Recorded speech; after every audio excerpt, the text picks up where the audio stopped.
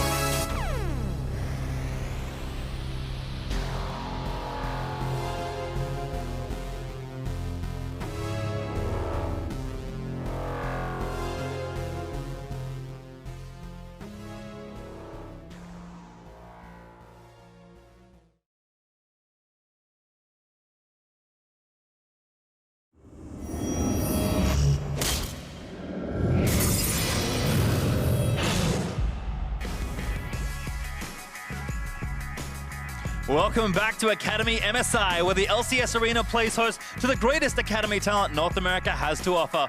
I am Julian Pastry-Time-Card, joined by the big-brained prophet himself, Alberto Crumbs Rengifo. That's right, Pastry. There is string holding my big head up right now. You may not see it, but it is that heavy. Yesterday, Echo Fox picked up the series victory in a back-and-forth grudge match that certainly went the distance. Yes, Yasui was popping off by playing the Assassins. You see him right there on the Sylas, but it was the Akali and the Kassadin that got to really shine. When it came out to the team fights, look at him.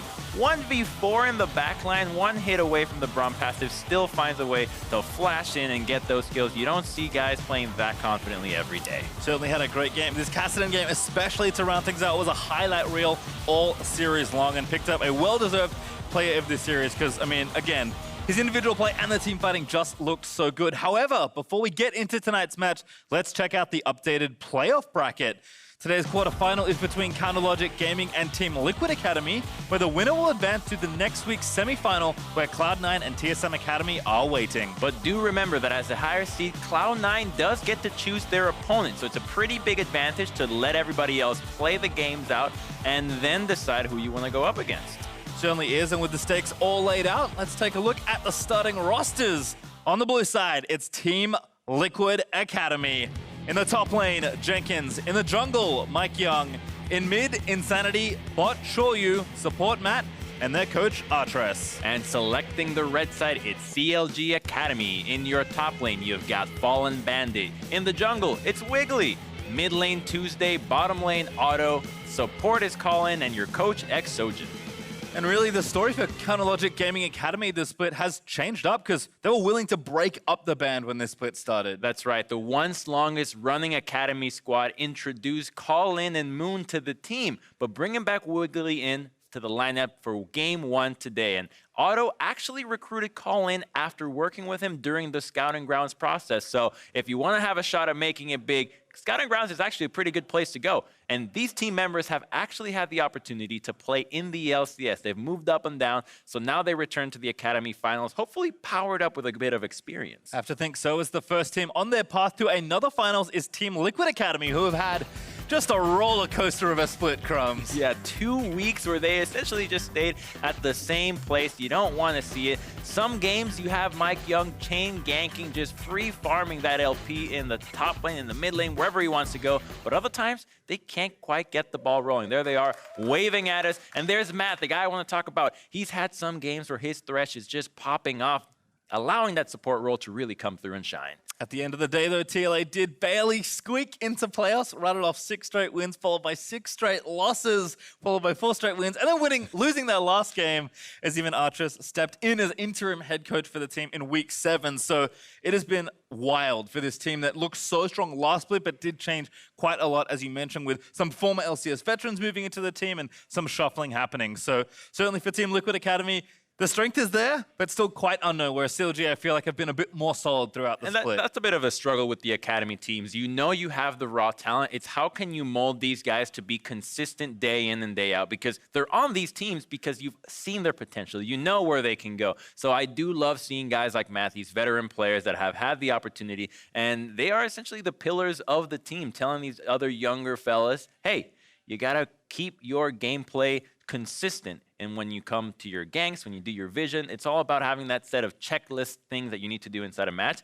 to keep yourself winning every match. Experience certainly has been important, but let's jump into draft here for our first game. TLA on the blue side, CLG over on the red. Rise going to be the first ban here from Team Liquid, and that will be followed by Sylas from CLG. I do really like that Rise, man. He's been pretty strong as of late. We've seen him in the LCS, we've seen him in other regions. The guy is a very powerful flex pick, and best of all, he actually scales and sets up your gank so easily, so absolutely love seeing him away. Jace in a somewhat similar spot, I would think. Another powerful flex pick that will be taken away. And CLG, showing the respect you alluded to there, Crumbs, will ban away the Thresh. Yeah, you know, sometimes you've got games where your players are just not capable of dodging hooks, and you just say, throw the ban away. I think that's really one of the benefits of the 5-ban system. You can just target individual players while still keeping your game plan intact when it comes to making sure that they don't get the picks that you don't want to see against your team.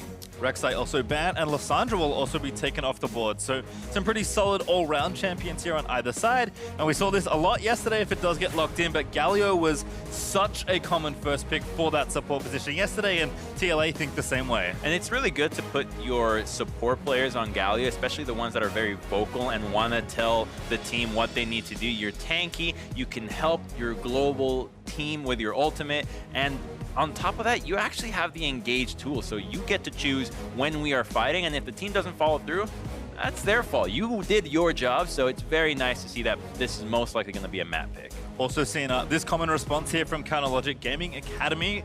Xayah and Rakan have been a very popular duo to lock in when Galio is around. In fact, Lost played it 4 games in a row yesterday alongside Phil in their best of 5. The only game we didn't play it when they got Galio first pick support. So we've seen a lot of these kind of bot lanes as Kai'Sa will get locked in as well. And the Xayah right now is especially strong with the Rakan. I think on her own, she's not that great, but when you put that lovers duo, I think they've gotten through their differences. They're right back to getting together, because there was a time where it was all about Kalista Rakan, and I don't know if Xayah was okay with that. Probably not, as there's the Kai'Sa we mentioned, and one more lock-in to come for TLA. Jenkins has had his cannon taken away a ton of games in a row, but we'll get it here. They'll take it just before the next phase of bans. Okay, so Team Liquid Academy right now has already committed to a pretty AP-heavy lineup, and so these last 2 picks are gonna most likely be heavy physical damage coming in from the jungle. The Rek'Sai would have been a really good companion to everything that's going on so far, but this looks like a Nocturne would be really strong too.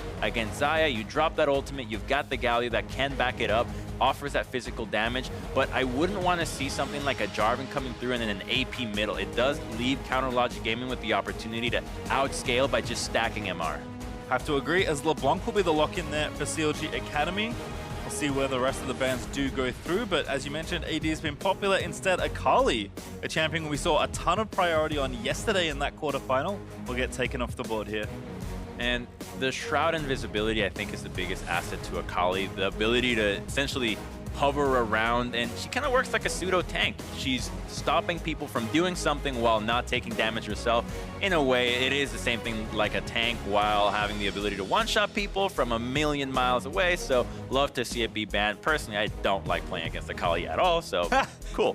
Also the respect there from CLG. LeBlanc generally considered a blocker to Akali. The matchup's pretty good, but we saw it a lot in top lane yesterday as well, so certainly respecting Jenkins' ability to play it. There's also the Jarvan banned away, one of the potential AD threats that Team Liquid could have played from the jungle. And also interesting to see Nocturne banned here by Team Liquid Academy. That is one of MikeYoung's most played junglers throughout the split, but decide they don't want to give it over to Wiggly either. Yeah, that is really surprising. The Nocturne, it can be a response to going with a split push composition. If you have a Galio already, you're going to be fine making sure that you have the split push advantage, and by getting rid of the Nocturne, you diminish the factor that the other jungler can just come in and ruin your party and make it a lot harder for you to go with that. But I'm very curious to see what they're going to be going with, because they're going to have to essentially blind their mid lane and maybe their jungle here, depending on what CLG goes through. Yeah, a complete flex pick, of course. I like Aatrox here. Fits really nicely positionally in this draft, and as you mentioned, can either go to jungle or top or mid, although I think LeBlanc at this stage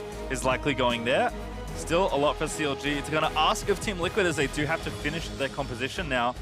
Have to think of something like Lee Sin. Again, MikeYoung's second most played jungler. I think actually first above Nocturne, but as far as champions he's been playing and been successful on, those have been the 2 for him, and that would fit the comp here. Again, needing an AD threat from the jungle at least. And Lee's fantastic against LeBlanc because she never has the opportunity to distort disrespectfully against him. You're in his face, you get kicked, you get Q'd, the Q follow up through, you can chase her clone around, you can slow her down. So he's a really powerful pick here, and that's what I wanted to see, a physical damage jungler that can have carry potential. So I love that. And your last pick, it might as well just be any AP. It's not a big deal. Making sure that you have CC to line up your Lee Sin ganks is what's going to matter, though.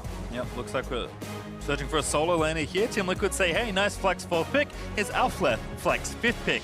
As Vladimir, we did see mostly top lane in recent memory, but of course can go to either lane. That's going to be a lot of pressure on MikeYoung, though, to pull this one off, because you don't have the engage from the Vladimir lane, so it's going to be all about Kennen. The Galio, not really, unless he's right up there in melee range. So MikeYoung's insect kicks are going to have to be spot on today. I have to agree. His last pick is Yorick there from Counterlogic Gaming Academy.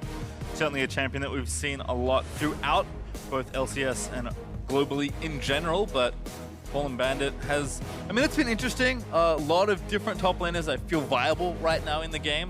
Yorick's certainly a very powerful pick and can promote some sort of good split push strategy, but Jenkins, of course, on his signature cannon, which was kind of the place they likely expected it to go. Curious to see what they can get done here with this last pick, Yorick. But in general, I feel like teams, you know, it's game one, kind of trying to feel out what could be a very long series if yesterday is any indication. Just kind of sticking to picks they know and sticking to comfort for now. Yeah, and you test what each player and each team is coming off from the get-go. You can see that TL is going with a more team fight-oriented pick, and I think that when you just give away the Galio right away, it's so hard to beat him in a team fight, so you might as well stick to the split push, which is why the LeBlanc is such a good pick early on, making sure that if she gets ahead mid lane, which she should have pressure over the Vladimir early on, she can roam to the top side, start getting the Yorick ahead, and the sooner that Yorick can beat Kennen in a 1v1, the sooner that CLG Academy has a really good shot at this game. Yep, certainly looks like they'll be trying to play through those side lanes. Also, it is Aatrox's jungle, of course, with that last pick Yorick, which is, I think, its most common position, although it does see play in quite a number of lanes still. But Wiggly here starting for CLG Academy. See what he can get done here with the pick.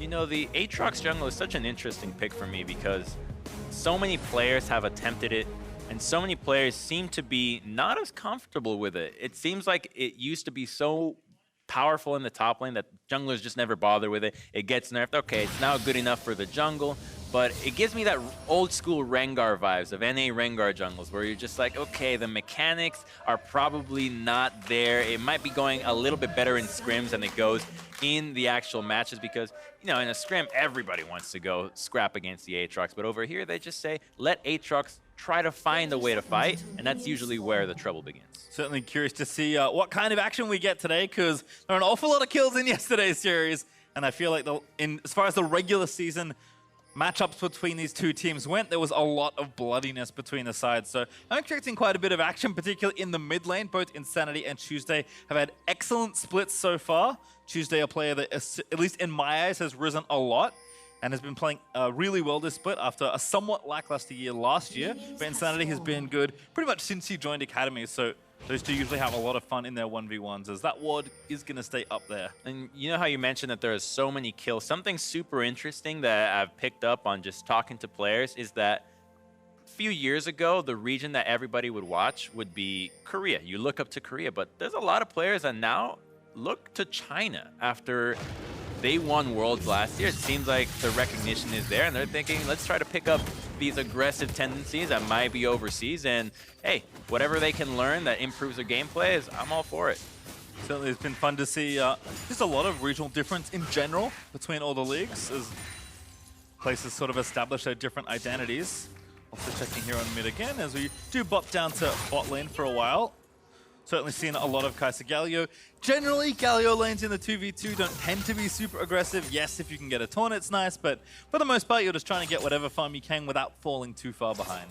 And I believe that both junglers started without a leash, which would mean that nobody really knows where they began. So there's a lot of question marks going around here as to who is going to be ganked. And the first jungler to really show, I think, will be a good indication as to what the jungle route is going to be, and everybody else can play a little bit more aggressively. And we just see now that Wiggly showed with the red buff in the bottom scuttle and Lee Sin in the top one.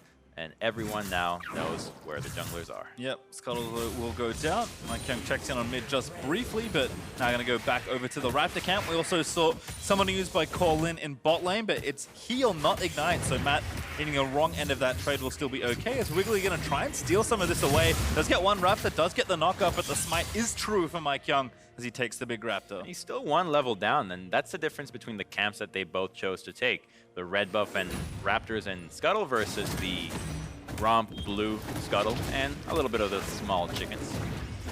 MikeYeung now going to start that red, so make sure he takes his major buffs early on in the jungle as Wiggly will retreat back to the blue and make sure that's finished up as well. So that early exchange looking decent there for MikeYeung as Jenkins and Fallen Bandit already off to the races. Yorick looking pretty good so far as the early lane goes, although it is pushing into Jenkins right now as MikeYeung fancies to go down here in bot lane. Matt channeling the taunt, Colin gets away. Auto though not so lucky, forced to use the cleanse and the flash there. But now they'll turn it back around onto Matt. Here's Wiggly just on the back edge of your screen, and that's first blood. Auto just takes him out. Wow, it looks like he just was so greedy for it, thinking that, okay, I get the taunt, everything's going to be fine. Mike Young's going to follow with the Q, but the cleanse was so clean out of Auto. And, you know, I think a big part of this play was the way that the junglers scouted each other first, because you know that Mike Young is here, so they're already far. They're ditching this off, and I think that this is still fine at this point, but the flash was just a good outplay out of Auto, to be honest. I think if the Q connects, you got that play, but unfortunately, CLG was spot on. They really knew what they were doing with that. Feels like one stray feather just clipped Matt for enough of his health bar. I mean, Galio, he seems like kind of a tanky champion, but really not that tanky for the support role. It's the taunt that makes you tanky. It's a cool thing about the design, right? It's like your defensive tool is simultaneously your offensive tool, so there's a lot of thought behind when it's a good time to use it, and it was really very telegraphed. Yeah, I mean, he already flashed it on in, so Yeah. that's kind of it from that point. As first blood will get picked up there by Auto. Jenkins now with the wave pushing back away, but Fallen Bandit can just wait to pick up some CS here as this wave will be collected nicely. In fact, if Jenkins grabs all of these, it does seem like Fallen Bandit will still be ahead a few CS. So we'll see if maybe Mike Young wants to take a visit up there, as he is currently invading Wiggly's red side jungle. Does get some vision down there onto the Krugs, but as he can see, most of that camp is now gone. So it's a pretty good time to invade. You've got your Vladimir pushed up and the Kennen, but the LeBlanc can unfortunately still collapse a lot faster than the Vladimir just because she can hop over the wall. So it would look good to invade and fight for the Raptors, but unfortunately the LeBlanc risk is too high. So instead, they're going to be looking for a tower dive here against the Yorick, which might prove to be greedy. You want to get that stun out of Jenkins before you actually commit to this. You can see Jenkins taking a little bit of damage there from the ghouls, so Mike Young gonna have to be patient. Now we'll go, but the cannon wave already gonna aggro, looking for the stun. Do find it there. Nice start by Fallen Bandit, but he flashes out of the way, and Jenkins takes almost one too many tower shots, barely able to flash out of there. Boy, that was really close, and Mike Young never even found the angle to hit that Q right away. I think Fallen Bandit played that really well with the little, what do you call that, little basket, stay in the basket. I like the basket. Also, I misspoke. Jenkins only lightning rushed out, so does still have his flash for the next set of plays. Fallen Bandit did use his, but now with some Merc Treads up for Fallen Bandit and the Seekers now there for Jenkins, as Fallen Bandit did TP back to top lane. Feels like he's even safer from the next potential dive, but not too surprised to see Mike Young going top. He does visit that lane quite often in the regular season games, but Wiggly does take advantage by grabbing the Raptors on the other side. And I think that he wants to go top because you just blew that flash, and with Matt not having his own flash down, it's going to be really hard to lock down the Xayah Rakan. So this is realistically the only lane Mike Young can go to. You're not going to do anything against Vladimir and LeBlanc. You're better off scaling. So here we go. At the level 6, Yorick. Fallen Bandit 6 though does pop the ulti. That's too much damage over the cage. Not enough to keep him safe, although he will dance around for a little while longer. Jenkins commits the flash, misses the Q, and Fallen Bandit, he's actually still alive. The next Q connects, the Lightning Rush goes, needs the W, but Fallen Bandit, he's going to keep fighting. Jenkins barely able to take him down, but he almost made it work.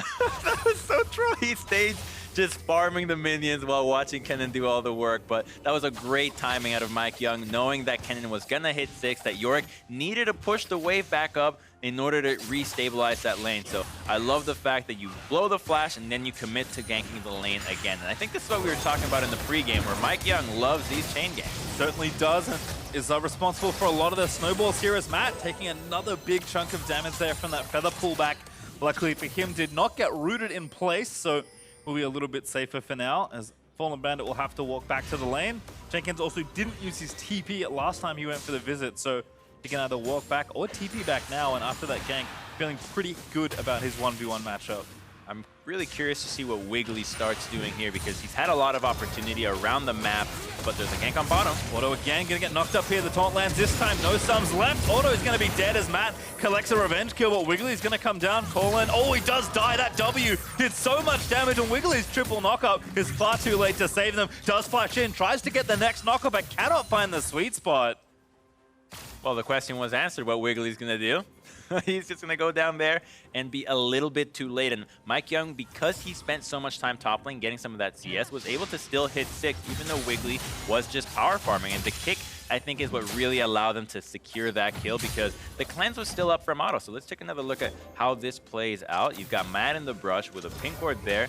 Just a nice little face check. He doesn't know that the Lee Sin is going to be there, so he never even had time to think about the cleanse. So this is a much better gank than the first time around. And now you've got 2 winning lanes out of TL with a Vladimir that's going to outscale LeBlanc. Yeah, and you said kind of tough to pin them down, but they weren't 6 yet there for the duo of CLG Academy.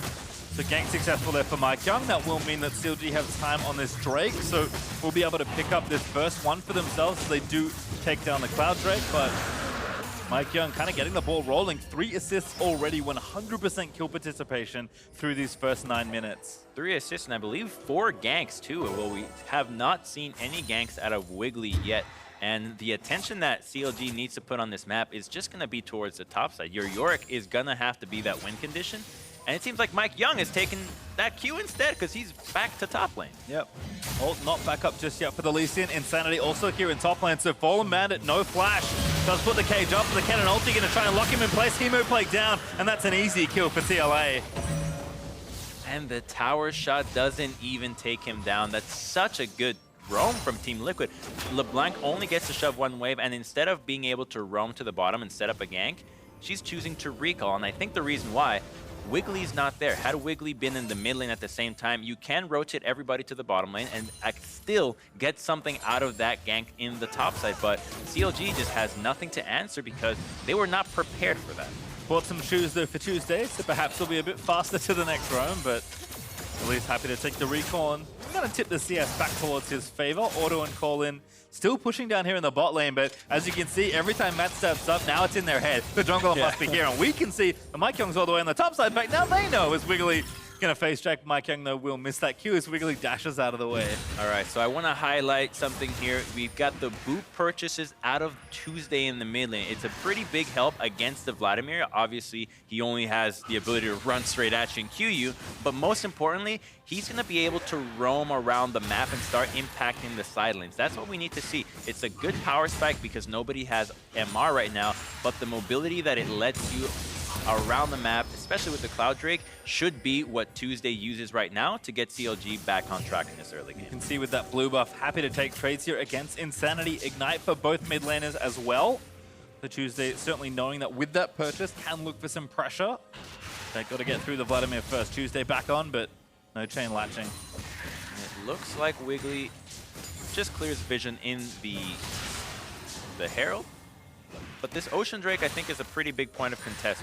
With a split-pushing Yorick, he needs that mana, he needs everything he can. It does let him stay in the side lanes a lot longer, and I really want to see some assertiveness out of CLG. They're going to secure the scuttle, and what do they do with this? Because they are getting surrounded. Yeah, you can see Mike Young, Matt, and Shoyu all there. Hemo Plague starts it off. Wiggly already forced to burn the ulti. Matt with a taunt, though, does flash in, but that World Ender does not burn off in time.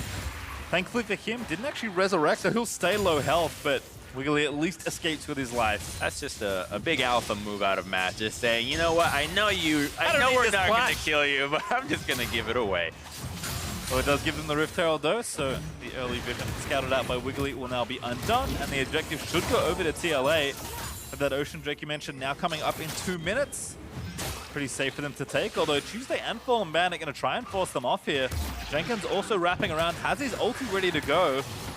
Not too sure they want to take this 2v3. Mike Young finds Tuesday, but Tuesday distorts off to safety. Now Wiggly's here to try and turn it back around. I think they just want to steal the Herald if they can. Wiggly looking in. Does he have his smite? He does. Someone's going to try and grab the Herald, but Mike Young already low. There's the stun down. Mike Young dies to Tuesday, but they get the counter kill as Tuesday able to grab the double kill. Matt's ulti too late to try and find a knock-up. And now Fallen Bandit again getting aggressive. Is calling with the quickness and the recombo to get the knock-up too after the charm. And CLG, they turn the play around. They pull their players up, and they just need to collect these last few kills if they can. Blast Plant gets Insanity off to safety, and Matt lives as well, but they did get them off the objective. And that is exactly what CLG needs around this time. Look at Tuesday. He now has a bounty of 550 on himself. He's ahead in CS. He's got 4 stacks of the Dark Seal.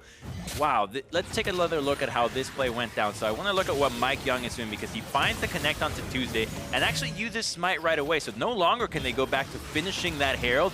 And Vladimir flashed as well. So by staying in here, they're just saying, please, please come kill us. We don't want this objective. So many summoners burn, and it's the the boots on Tuesday that let him stay so far away that by the time that Matt comes in, the fight is too late. Colin just gets a nice flash ultimate, and this is just all that CLG wanted to see because Fallen Bandit gets to go right back into this game. Yeah, both supports roamed all the way from bot lane when that play started off, so clearly knew that that objective was important. It's still up, by the way. Wiggly didn't smite it either because he died trying to kill Mike Young before the objective could be completed. So with Ocean Drake now in 10 seconds, we have some more big monsters to play around. It's so crazy. You still have so many hectic fights in these moments where, as a jungler, you're thinking, is the smite worth it to go for the extra damage or to go back to the objective? What do I balance? It's always a choice that has to be made on the spot. There's never a set, yes, it's always you don't use it, it's always you do use it. So we're gonna go right back into a fight bottom lane. It's only a 2v2 though, with the cleanse going up by Auto. Yeah, just a bit of a trade there, but nice work still. TL trying to find that pressure and surround the Ocean Drake. Mike Young also looking to steal away this blue buff. He's gonna get it, but Mike Young now gonna get knocked up. Matt here to cover. But Tuesday already in. There's the quickness coming out from Rakan. That's gonna be Matt dead very swiftly. And now Wiggly looking to chase in. Fallen Bandit also with the wraparound. Finds two in the basket. This scoops him up in there as Mike Young's forced to flash and kick himself to get out safely. Oh, that was so good, that little basket out of Fallen Bandit. They're still going, though. They don't have a lot more crowd control. The teleport's in. Oh, Tuesday with a snipe finds Mike Young. Wiggly no ulti, but Jenkins with a late TP means CLG do find the dive for an extra kill. Tuesday still looking to dive in there. Absolute mad lad right now. Honestly, a lot of the times, 5v3, you want to do it, but against a Kennen that has an ultimate up, whew, there's an objective up right now. I think you back off, you take what you can get, and honestly, that started off by Matt being a little bit too greedy. Galio is essentially Alistar without his ultimate, so by getting that taunt right away, he's saying, yeah, he can follow through, but now you can kill me. They call his bluff, and he goes down like butter. Grab the second Drake as well. So the sage words from Prophet Crumbs are heeded by CLG Academy this time, and they do turn off the dive for the objective. Look at how strong Tuesday is. How soon is he going to get a Magi? What does it take? He's already got 7 stacks on the Dark Seal, so level 11, Ignite's buff cooldown. Yeah, I mean, maybe. I think right now he's going to complete Luden, so does at least start with that, but you can see the gold difference there, up about 1,000 gold on his lane opponent, and that bounty count is only getting higher. I mean, it's a bit of a disrespect move, but there's not a lot of immediate CC on this team that can pop you off right away. Galio channel is pretty obvious. Kennen, when he stuns you, you know it's coming. And Lee Sin has to get in range of you. So if he's feeling super confident, this item would work. However, always playing it safe when you have a lead is never a bad choice. So I would never criticize someone for not going Magi. But you want him to go Magi. Yeah, I want him to go Magi. I want to see it. I want him to be the POG of this one. Well, you can see Mike Young, I think, got the blue buff by the looks of things, so that's going to be denied away, I guess, from Vladimir. It doesn't matter too much, but good work there for TLA to secure their own buffs. Tuesday, though, as you mentioned, certainly very strong. Looking to clear the waves out and get something started. Call in again with the quickness. Barely tags Matt with that charm, but Auto is laying in a few feathers because it did seem like TL won the first part of that trade. Yeah, and the Infinity Edge out of Shore, you know, you hit a few of those lucky ones in the lane, in the trade, and then you end up winning that matchup. So I can see how this lane has evolved into just being who can get that crit, but Matt once again is caught out. Block from Wiggly there. Matt forced to flash away after that Justice Punch connected onto Aatrox. Heal there for the move speed by Cole Lin. Wiggly chasing in, grabs the knockup. That's Tuesday with yet another kill. Those are the stacks he could have had, Crumb. He could have definitely had those, and now he's at 9 Dark Seal stacks. Matt's got to put some respect to this bottom lane and mid lane out of CLG because they are capable of roaming, coming down, getting those kills, and you don't want to be giving gold away to the LeBlanc, who already has a 750 bounty. Wow, that's a lot of gold. Top lane though, ulti there from Jenkins. Mike Young with a combo through. Fallen Bandit burns the stopwatch, but just buying time again. Back in the basket, but Mike Young finds the Q. Does land it after the chilling smite, but now Insanity getting all into the mid lane. Wiggly wrapping around. Insanity with a flash. There's the ulti out of Galio to maybe protect a Wiggly low. Force to pot Worldender will now resurrect. Tuesday still behind him, needs to threaten. Shoyu though finds the auto, gets a crit and takes him down. Oh, the Infinity Edge crit. He's going to be mad after that one. But I got to tell you, Pacey, where have these games been all my life? We've got 13 kills in 18 minutes. It's not quite a kill a minute, but the action is everywhere here. We're certainly in the right playoff scrums as the games have been pretty fast and or furious. since the playoffs began yesterday. Rift Herald once again has been started up, though pretty low there from TL, but teams are willing to fight for it. Does go over. MikeYeung will collect the eye, but almost gets himself killed. Good safeguard away to a teammate to get out from under the quickness. And TL will walk away with the objective. I think CLG felt a little less confident with that one. A 3v4, so you give away the objective. It's not the end of the world. You're not going to be losing those valuable gold plates at this stage of the game.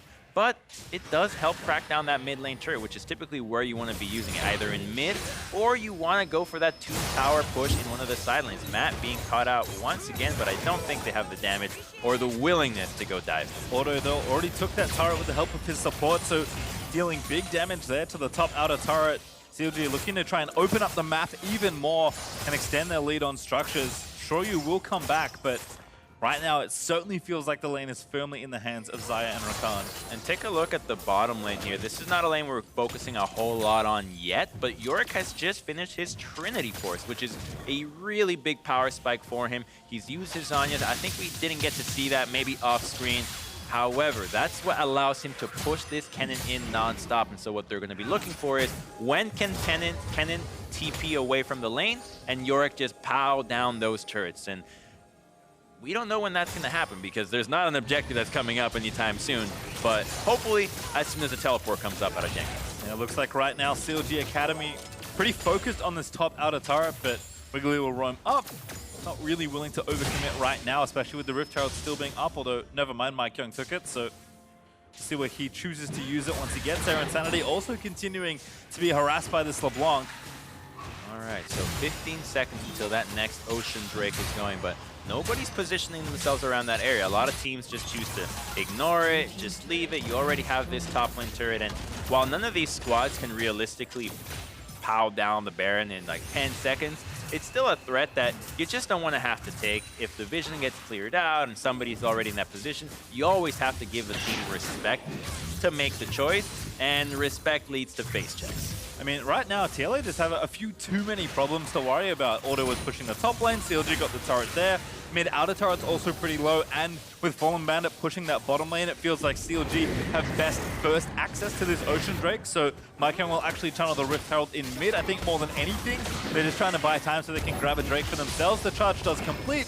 It's not enough to take down the turret, but it does do a significant chunk of damage. Absolutely. It's a big distraction, but is it going to be worth it, though? Can Xayah take down that top lane tier 2? Because otherwise, I'm not going to call worth. That's just a Cloud Drake when CLG already has one. So if they can get a tier 2, which it looks like they can, they're going to be more than happy with that. Fallen Bandit, he's trapped him in the basket. There's Sigelio coming back in. Fallen Bandit almost grabbed a solo kill, but that's a good kick from MikeYeung on a Tuesday, but still gets the kill onto Insanity. Uses the Ignite there to make sure that one happens, and CLG, first to the play, Auto takes down the tier 2 in top lane. Wiggly probably going to cancel this back as Shoryu is forced to call that one off, and with mid-outer turret low, CLG just pushing through every lane right now. That bought so much time and experience. Look at Otto. He's now up 35 CS over the Kai'Sa. Even though Kai'Sa's 2-0-1, the bounty has been built up on him, and that's exactly what they needed. They were struggling a little bit in the bottom lane, and now they're capable of stabilizing because TL chose to trade that dragon. So let's take another look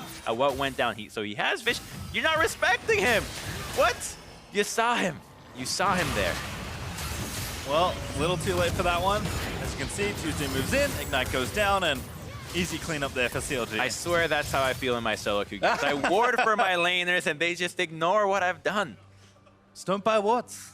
I've actually tried that strategy out, and I think my win rate has dropped, but I'm much happier. So. Always the balance between the win rate and personal happiness. Yes, we all know those feelings. The CLG Academy up 4,000 and 4,000 gold. Makes sense to me. All right, so we got another nice little power spike here out of the LeBlanc. I'm going to highlight it there on your screen. That Morello Namicon. No Madrize, but that's still right. pretty good. 10 stacks. You've already maxed one out. You don't have to level it up, but you do level up the ability to reduce that healing, which is going to mean that she has so much priority over this Vladimir from now on. And I'm very curious to see what CLG does with it, because if you put Tuesday in this lane, there's no objective here, so all he can really do is roam to the bottom side / get control of the Baron. But this is not a Baron taking team, so CLG, you're going to have to go for some tower dives, some picks, and some serious vision denial. Yeah, I think holding on to Fallen Bandits, slowly building momentum there in the bot lane. Also has the not Sterix, has the Jarome's Fist alongside that Trinity Force, so is pretty heavily pushing down there and just forcing Jenkins to stay in the lane. As you mentioned earlier, Crumbs, Kennen really wants to TP out of this lane or roam out of this lane and affect a team fight.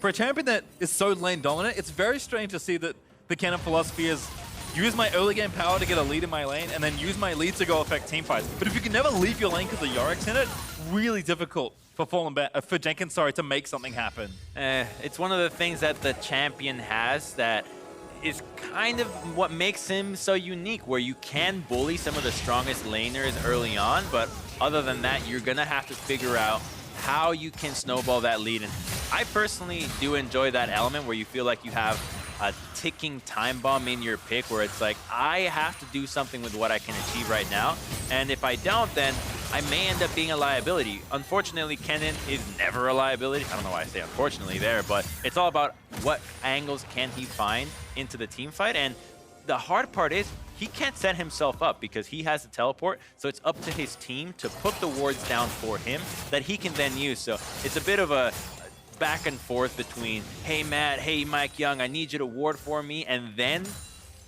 corral the enemy into a position where my teleport is effective. Unfortunately for TLA, they're the team that's currently being contained. 0 turrets to 4 means that CLG, who are pushing pretty much every single lane right now, are just forcing TLA closer and closer back towards their Nexus, which is not the spot you want to be at. Yeah, and with that ward being taken down, I gotta inform you, TLA has 0 wards on the map. Literally 0 vision on here, and that is not good. I know we just advised people to maybe give up their warding solo queue, but that is not true here. They can hear me? No, they can't. Matt looking for something, finds a taunt, good cleanse there from Otto. Chains there from Wiggly will mean they disengage. Jenkins trying to get into the fight. They will force the ulti out of Zion. Jenkins flashes in, but a good knock-up there from Colin to make sure the cannon disengages. And now Tuesday joining in, and Fallen Bandit left to his own devices in bot lane. TLA missed the mark, and CLG grabbed the turret. Super forced out of TL. I think that CLG saw it coming. They're going back onto LeBlanc again, though, so they shouldn't have... That was an oopsie. Get shut down there, Viceroy, you.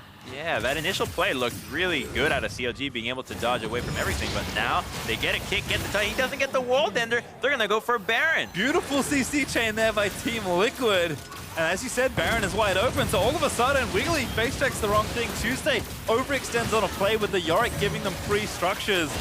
And the game is turned back around. I mean, 4,000 gold up for CLG is going to feel like almost nothing as this Baron disintegrates. This is more back and forth than ping pong at this point. What looked like to be the CLG winning play where the Kennen overcommit, they flash, they burn everything, it gives you such a big window to go for the Baron, turns out to be just another big ruse. So let's see what Tuesday's doing. He's trying to go for Shoyu, but he doesn't see that Matt was away, and while he goes back, he gets surprised again. So it's really good awareness out of TL, just baiting out there, but Wiggly, this is not the place to be there. Mike Young gets a nice kick onto him, so smooth, and it's very hard to pop the world ender in that moment. Yeah, instant killed in a CC chain there for the Aatrox, so no chance really for Wiggly to escape. TLA capitalized on some of the foolishness there for CLG Academy. They're the ones that are gifted Baron for the first time in this series. So CLG now, they're obviously in the back foot. They don't have the Baron. They're going to need to be stalling this out as much as possible. And you have to look at what you have and say,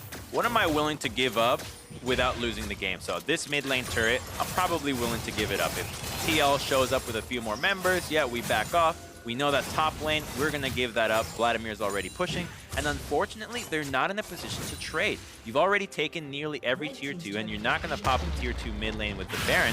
So it's all about mitigating the disadvantage. Yeah, now they know that Mike Young is here because Jenkins is starting off the fight. Pretty much does it by himself. Fallen Bandit cannot live.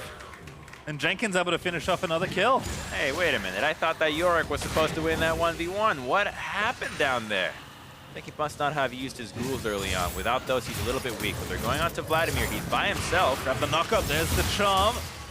No follow-up knock-up there from the Battle Dance. Here's Galio. Wiggly still chasing in, but that's just going to turn it back around. World Ender already popped. Does move back and get a knock-up there, but Insanity flashes forward. Gets the kill onto the Rakan. TLA all of a sudden exploding in this game. This is CLG being aggressive when it's not their time, it's not their turn. So now they're going to be paying dearly for it. Looks like they're going to be losing the tier 2 into the bottom lane with Kennen and Lee Sin, and tier 2 into the mid lane, which probably will end up being the tier 2 top again because Galio has established vision all over and they do get to rotate back and forth. So CLG is now finally saying, what can we prevent from losing here? It looks like only the bottom inhibitor, but the turrets outside are making this a really big Baron power play of almost 7k now. Yeah, they have lost so much. Just as a reminder, when that Baron started here for TLA, they had 0 turrets taken. Now they have 7.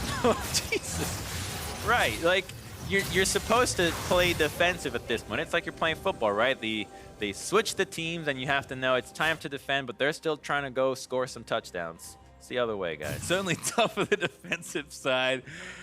As CLG Academy, one mishap around the Baron and the game turns back around. Very reminiscent of their earlier regular season victory versus TLA where they pretty much snuck a Baron and turned the game back around. But TLA with a almost maximum punish, I'd say, from just CLG's few mistakes. And it felt like the plan was going so well, but plan's out the window now, Crumbs. It really was. Now they have very small advantages. LeBlanc lost her bounty. Now the Kai'Sa is super strong with a Hex Drinker, so she no longer can be popped. So it's only Fallen Bandit that is going to be the saving grace. When I say saving grace, it's a guy that can put pressure on the map. It's a guy that can push out and start generating some advantages for this squad. And even though the Baron's already out, TL still feels like they have the Baron. They're pressing forward as if they did. I mean, I talked about how TLA had no room to really play with before, and now that they've opened 7 turrets off the map, they're the ones that are looking to contain CLG. There's an inhibitor in bottom lane that they can look to threaten, so Fallen Bandit is basically a full-time employee of that lane, just trying to keep the minions off the inhibitor. CLG just have to kind of wait and see. Ocean Drake up in a minute, Baron back up in 2. TLA the ones in full control after that Baron power play. I'm super bummed out that we don't get to see the Cat Yorick skin right now. I agree. It's a great skin. When it creates a little mound of like 7 cats around each other, just trapping you. It's like waking up in bed every day. Like, ah, oh, cat, get off my face. That's how the enemy feels when you throw cats at them. All right, so TL grouped all in the bottom lane. 5 people here. They're not going to get anything out of that taunt. They're just buying some time. This is not the right approach unless you're trying to tower dive. So Matt will have to use his flash aggressively, but I would still like to see them come up with a creative way to get Jenkins to flash or teleport behind them. This next dragon, unlikely to be contested by CLG. But if you can just use that opportunity, you know that you're doing this objective, set up a sneaky ward somewhere, and then you wait for that next Baron because it's 1 minute away. That's when you want to see Jenkins TP behind CLG and get a good ultimate. Yeah, it's going to be tough for CLG to face check around the Baron pit, so using what time they have right now, Wiggly with the sweeper ticking around him. Try and grab as much vision as they can before they'll be likely forced to reset and fight for this next Baron. Insanity also just looked down. I feel like a moment ago he was an item behind. Now he has a Death Cap and a Banshee's Veil to go alongside that Proto Belt. So a tremendous amount of work was put in by that Baron. All that global gold just going straight to the pockets of TL. And unfortunately, the Yorick, the guy that can apply pressure, is so far away from anything that TL really cares about, aka their Nexus and their base turrets, that they have bought so much time. Now the 1v1 is happening again, and here he comes trying to turn. Yeah, again, Mike Young down. Good flash from Fallen Bandit, but Jenkins still going to chase. One more stun lands. Yorick gets kicked. Mike Young with a Q, and that's a kill. He's just so weak right now. He's not capable of taking these guys down. Not even Jenkins on his own because he can just run away. And so Wiggly's back again just farming. And this gives TL more opportunity to go set up the Baron. Lee Sin is going to be heading up. And with the jungler being bottom, it's a pretty easy cue to say, just go start it. Who's going to go steal it? So they're going straight to the Baron, and Wiggly is going to not make it. It's kind of interesting because both teams know that the junglers were previously bottom lane, but as you mentioned, Wiggly certainly will be later to this objective. So CLG kind of have to fight their way out of this, if nothing else. Mike Young still getting zoned off, so Tuesday's going to dip in and try and find something, but the rest of TL arrive. CLG trying to close the trap around. Jenkins going to zone off Tuesday. Insanity gets chunked a little bit low, but he's Vladimir, so he'll be fine as Chemo Plague pops.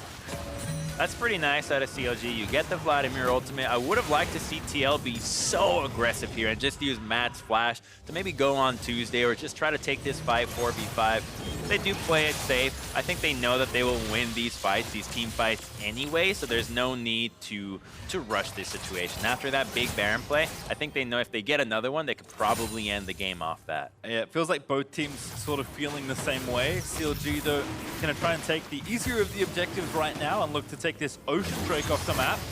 Mikeyoung not in range for at least a steal, and Shoryu with 4 items. Matching that Xayah, also quite strong. CLGA though, grab the Baron auto, wrong position, forced to burn the ulti. It does get him out from under the Lee Sin cube, and now Jenkins gonna jump in after he flash call in. Will be forfeit, no, barely lives from the assault out of Team Liquid, but Mikeyoung still chasing, looking to make another highlight play. And there's Jenkins, will take him down. I think a stray shuriken just clipped him, and now Auto gonna get flash kicked back towards Jenkins. He's got no cooldowns left, so he's gonna have to fight his way out of there. He almost grabs the kill, but he will die to Shoryu at the end of it, and TLA storm into the base of CLG Academy and look to take at least this inhibitor. They're gonna definitely be getting this in hit. Shoryu's got a GA. CLG has no way of engaging onto this. Are they gonna move for 2? Yep, that's a teleport straight onto the minion.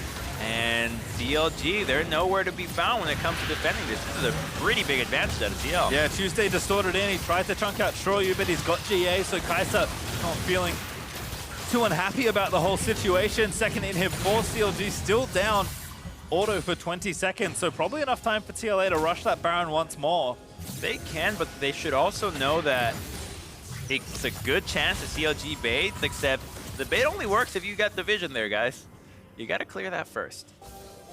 And you can see plenty of vision there for CLG. Oh, come on, pop that plant. There we go, does grab it. Sees Tuesday. There's Matt with the sweeper turning around. We'll try and take out this control ward. Wiggly here though, Matt. Again, a relatively squishy target. Gonna get chained up. Justice punches out to safety. Wiggly with the smite. Oh, Mikeyoung, they found him on a ward. Recalling a little bit haplessly. Does get ignited. Tuesday with enough gap closes to likely take him down. Wiggly's just gonna close it off. So we talked about Baron. Now TLA's jungle is dead for 50 seconds. They have to rush this. There's no other way. 2 inhibs down is a check position. They need to take this Baron and take a fight if possible. Well, TL gonna have to fight their way out of this with no jungler. Great use of the Yorick Cage to block off that choke point. That's gonna be Baron going down. Smite is true. Oh, actually, no, it's Xayah that grabs it. Now Jenkins ravages the back of the pit with a Tempest ticking away. Auto, he's going to be felled by Shoryu, who grabs himself the double kill. And Tuesday, he's trying to buy time, but now he's the one getting chased down by the rest of the team. He gets spotted by the W, so now Tuesday just has to turn tail and run, but TLA looking to try and take down even more. Tuesday going to get ignited by Insanity Proto, but popped Q lands. They're going to charge up the E, and Insanity just grabs kind of a solo kill at the back end of it all. I didn't want that Baron anyways. Apparently didn't need it, because CLG got it, and then instantly 3 or 4 of them died. All right, well, the Baron is going to help them defend this basin, but TL is looking to try to maybe end this. It doesn't seem like they can. Seems strong enough to at least try and force a fight here. It's 2v4 right now for Wiggly and Call-In. It's the Baron minions that they have to be aware of. Oh, Insanity, so much healing there off this Vladimir. Redemption down, Call-In again, gets the quickness off, but the Nexus turret's gonna look to fall down. They grab one, they're gonna look for a second. The second falls down, the Nexus exposed there as TLA. We're gonna try and steal the first game out from CLG, but Wiggly with a massive set of knockups, auto respawns just in time to save the Nexus. Shoryu will escape, but his GA did get popped. TL cannot end the game on that push. They do get two Nexus turrets, but that was still really close to actually being able to end that game. I think a little more decisiveness out of TL might have been able to actually seal the deal on that. So really good play out of them. And let's take another look at that Baron as to how this went down. So I know that they went onto the engage and Fallen Bandit. So a little bit of an early cage. And now TL decides, who do we go in on? Well, let's first pull the Yorick and then go for the rest of the team. And that's the power of that Kennen ultimate. Finding the value in that team fight. What better place to do it inside the Baron pit, which is probably the exact same diameter of the Kennen ultimate.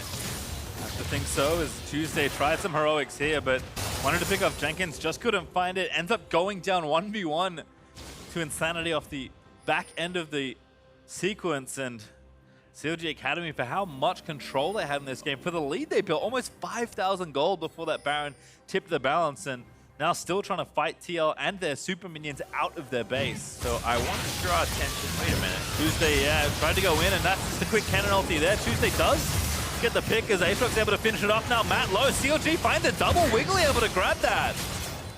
They don't have the Baron, but with a 2-man advantage, this should definitely be a clear push out of CLG. Let's see what they can do with this. There's not a lot of wave clear that is very safe out of TL, so CLG can engage as aggressively as possible and maybe even end the game here if they can. Are they going to go for it? Let's see where they're positioning. Yep. Oh boy. Pushing against Supers, but they have 30 seconds left on Baron. I think it's probably their best shot to try and go for it. Wiggly going to dive in onto Insanity. Call in, tries to find the big quickness, but he can't quite land all the charm. A big Hemo Plague there from Insanity disengages the fight. The Nexus now exposed and Fallen Bandit. He's just trying to do what he can. He's going to slap it down, but Shoyu grabs a triple kill. Insanity finishes off the last one, and that's a quadra and an ace for Team Liquid Academy. And that's definitely game. Now they get to go all the way down to the other side of the map and take down the exposed Nexus.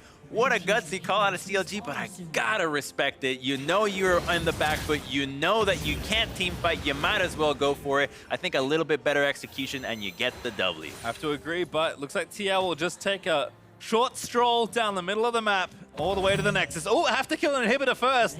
That will buy time for at least Rakan to respawn, but I don't think he's enough to save the Nexus. Oh, never mind. Not enough. They have one left over, and that's sure you're just going to shoot down the Nexus as TLA win a thrilling game one. That was actually spot. I think that was quite thrilling, as you said. To end in a double backdoor-ish. I don't know what you want to call that. Double base race-ish, double gutsy call to end.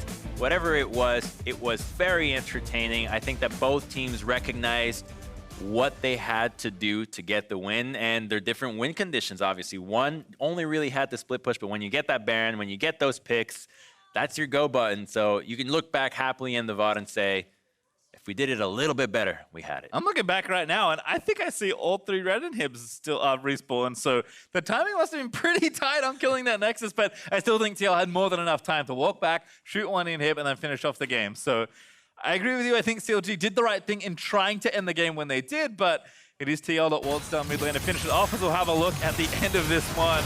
Great defense here from Team Liquid. So let's see exactly where it went wrong. And I think the big issue here is that they're so committed onto the fight as opposed to getting down the base. Specifically, Otto takes a lot of damage that just should not have happened yet. Because you see that the Nexus is essentially, you got it to half without the AD carry doing a whole lot there. So maybe working on who zones what, who is going to be doing the damage to the turret, and who is going to be focusing on taking down the opponent's actual health bars, and I think that goes a lot better. Yeah, it feels like Otto needed to be the one alive to finish off the Nexus, but died pretty quickly as the team fight did start. We have to kind of roll it back out and think about the early game, because MikeYeung, we said that he was going to make things happen. He's kind of make or break for this team in a lot of ways, and his early game did look really good. His early game was specifically focused in the top lane here. This was the first gank onto Fallen Bandit when he had no flash, and super easy to do. The Kennen is level 6, you're coming through the brush, you're taking down all the ghouls, and while Kennen gets to take the fight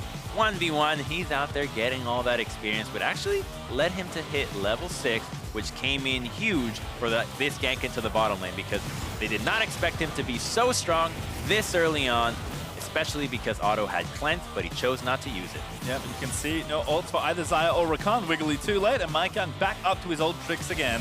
And this is just identifying the CLG win condition and saying, no, you're not going to have it. We don't want your Yorick to be split pushing. We're going to shut him down and give us as much time as possible to team fight, to get the fights that we want. And that's just the assertive play that you want to see. And I think that's where we see the experience that this guy has had on the LCS stage transferred over to Academy.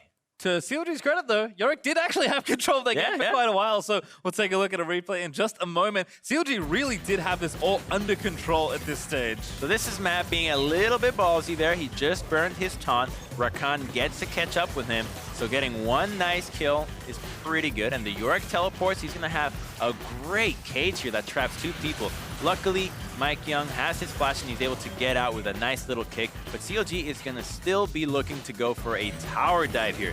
The Kennen is going to be teleporting, just saying, all right, I'm going to let my team survive this, and I'll give up my lane to save the entire game, possibly. Good choice by him. And from that point, CLG really felt in control for almost all of this game. I mean, we had the Yorick pushing. They had 4 turrets to 0. looked They were so good. completely containing TLA. It's like, okay, just play to your Yorick, play the game out in like a standard fashion, and you should have this game most of the time.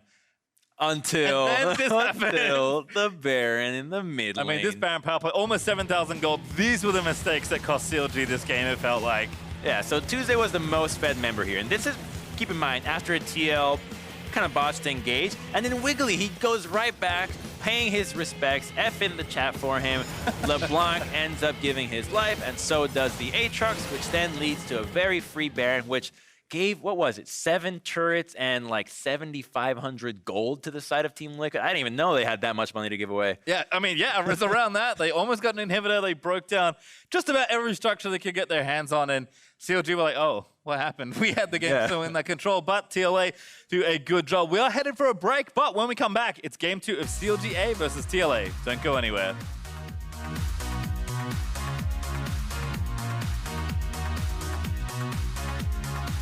And now they'll turn it back around onto Matt. Here's Wiggly just on the back edge of your screen. Gonna get knocked up here. The taunt lands this time. No sums left. Auto is gonna be dead as Matt collects a revenge kill, but Wiggly's gonna come down. Colin, oh, he does die. That W. Someone's gonna try and grab the hell, but Mikeyoung already low. There's the stun down. Mikeyoung dies to Tuesday, but they get the counter kill. DLG saw it coming. They're going back onto LeBlanc again, though, so they should... Hey, that was an oopsie. And now Auto gonna get flash kicked back towards Jenkins. He's got no cooldowns left, so he's gonna have to fight his way out of there. He almost grabs a kill. The Nexus now exposed and Fallen battered. He's just trying to do what he can. He's gonna slap it down, but Shoyu grabs a triple kill.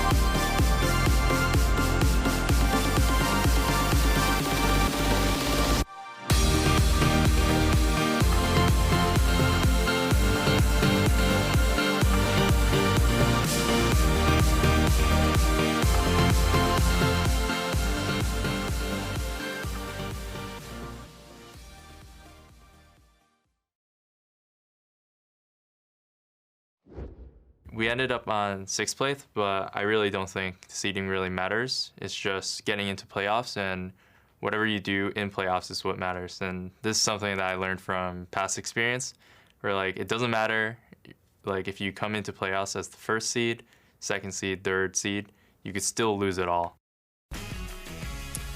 Welcome back to Game 2 of Counterlogic Gaming versus Team Liquid as Academy MSI quarterfinals continues. Mike Young, you know what? It's kind of a rocky game back and forth for all of TLA, but certainly pulled out the early game performance we expected. And you can see there the stats that he had on that first game. 1-0-3. Doesn't tell the whole story, though. He was certainly putting in a lot of work when it comes to pressure around the map. A little bit of a gold advantage as well. So he was doing good work. And I really like what he said, that it doesn't matter whether you come in 1st or 6th place into the playoffs, which is true because in the playoffs, you got that best of 5. It's all about a different mindset. You're playing on in LAN, essentially. So much changes that, in a way, it really doesn't matter. But it also does matter for your morale. It does matter for knowing that you are the top dog coming into this tournament. So as long as they have that confidence and they know that they have played against the top teams, they have beaten them, then they certainly have an opportunity to make it to the top. I think for someone like Mike Young as well, who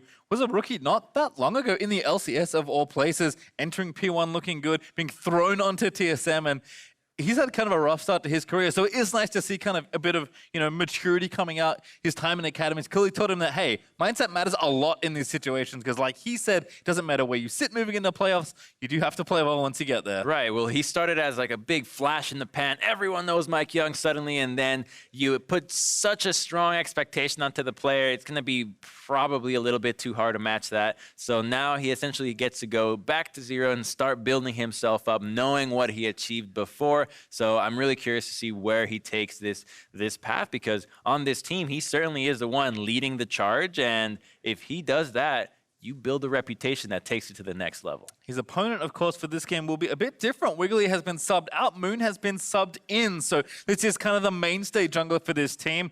Almost everyone between CLG and CLGA have been moving up and down through the leagues, all split long, but Moon has been the most consistent jungler for this team. He seems to have the strongest synergy with Tuesday in particular, and he did play Team Liquid the 2 times they played in the regular season. So I think in Wiggly, it makes sense to try, a kind of a strong jungler who has had a lot of LCS time, but Moon is certainly the player that I would expect CLGA to be relying on. At a time like playoffs, time to bring Moon in. I think he has even more experience than Mike Young. He's been around for a very long time, so this guy is certainly the one that's going to tell you, hey, don't go down mid feeding right now. We have that Baron. We're going to have to do something with it. So Moon probably here as the leader, the shot caller for CLG Academy. You can already see him. Hey, guys, don't pick me Aatrox. I'm not that good at that pick. I want something that's powerful for me. He's very capable on Evelynn. I want to see that pick again. I think that stealth champions in Academy go such a long ways. The Akali ban was big, and if Moon gets to get his hands on one of his signature picks, then Team Liquid better be scared. Yeah, Moon certainly plays kind of a lot of different stuff. He's played Zac in the regular season in one of their encounters. He's played Evelynn, like you mentioned, certainly a signature for him. So we'll see what happens here in the draft. Team Liquid did select blue side for this second game, and the bans look awfully similar than they did to last time. Ryze, Rek'Sai, Jace been 3 for 3 on the Liquid side, and CLG already 2 for 3, which ain't bad there as Sylas and Thresh get taken away.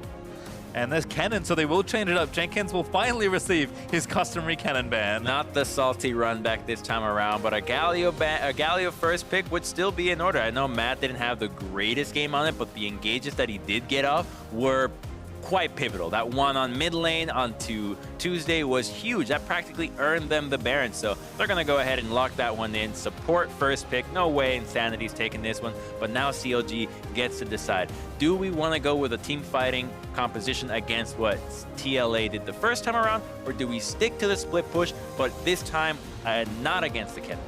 Yeah, Galio already been big all playoffs long here in Academy. It's Lissandra, which I believe was banned in the last game, will get taken alongside the Xayah. So CLG decide to give priority to the Mage instead, likely going for Tuesday, or they can be played top lane if you so desire. And with Galio already selected, probably feeling like if they want to get Rakan, they can. Not changing much here though for TLA. They will lock in Kai'Sa once more for Shoryu. And Insanity might just take the, I guess not blind this time, but yeah, we'll just take Vlad again. It's going to probably be a Rakan here again. Yeah, it's so easy for CLG. So very similar compositions. The Lissandra is the one that's going to be quite interesting. That means that CLG is probably going to first pick their jungler in this next rotation, and TLA can plan around that. There's no way that you lock in a blind lane right now, giving TLA the opportunity to counterpick that lane, so you might as well count on that. And so jungle bans are pretty standard out of CLG here. Mitigating that pool, making sure they get the best that remains. We saw quite a few jungle bans in Phase 2 actually in Game 1, so Jarvan again will be banned by CLG. We saw Nocturne banned by Liquid in the last one.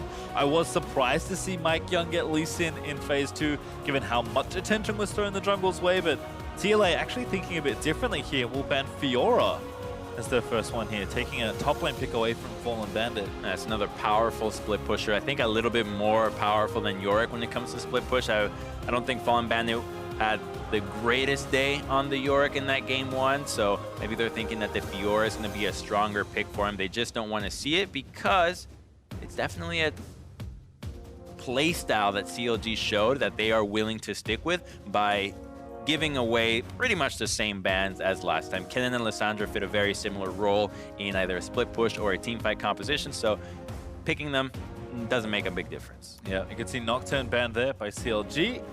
I wonder if this prompts...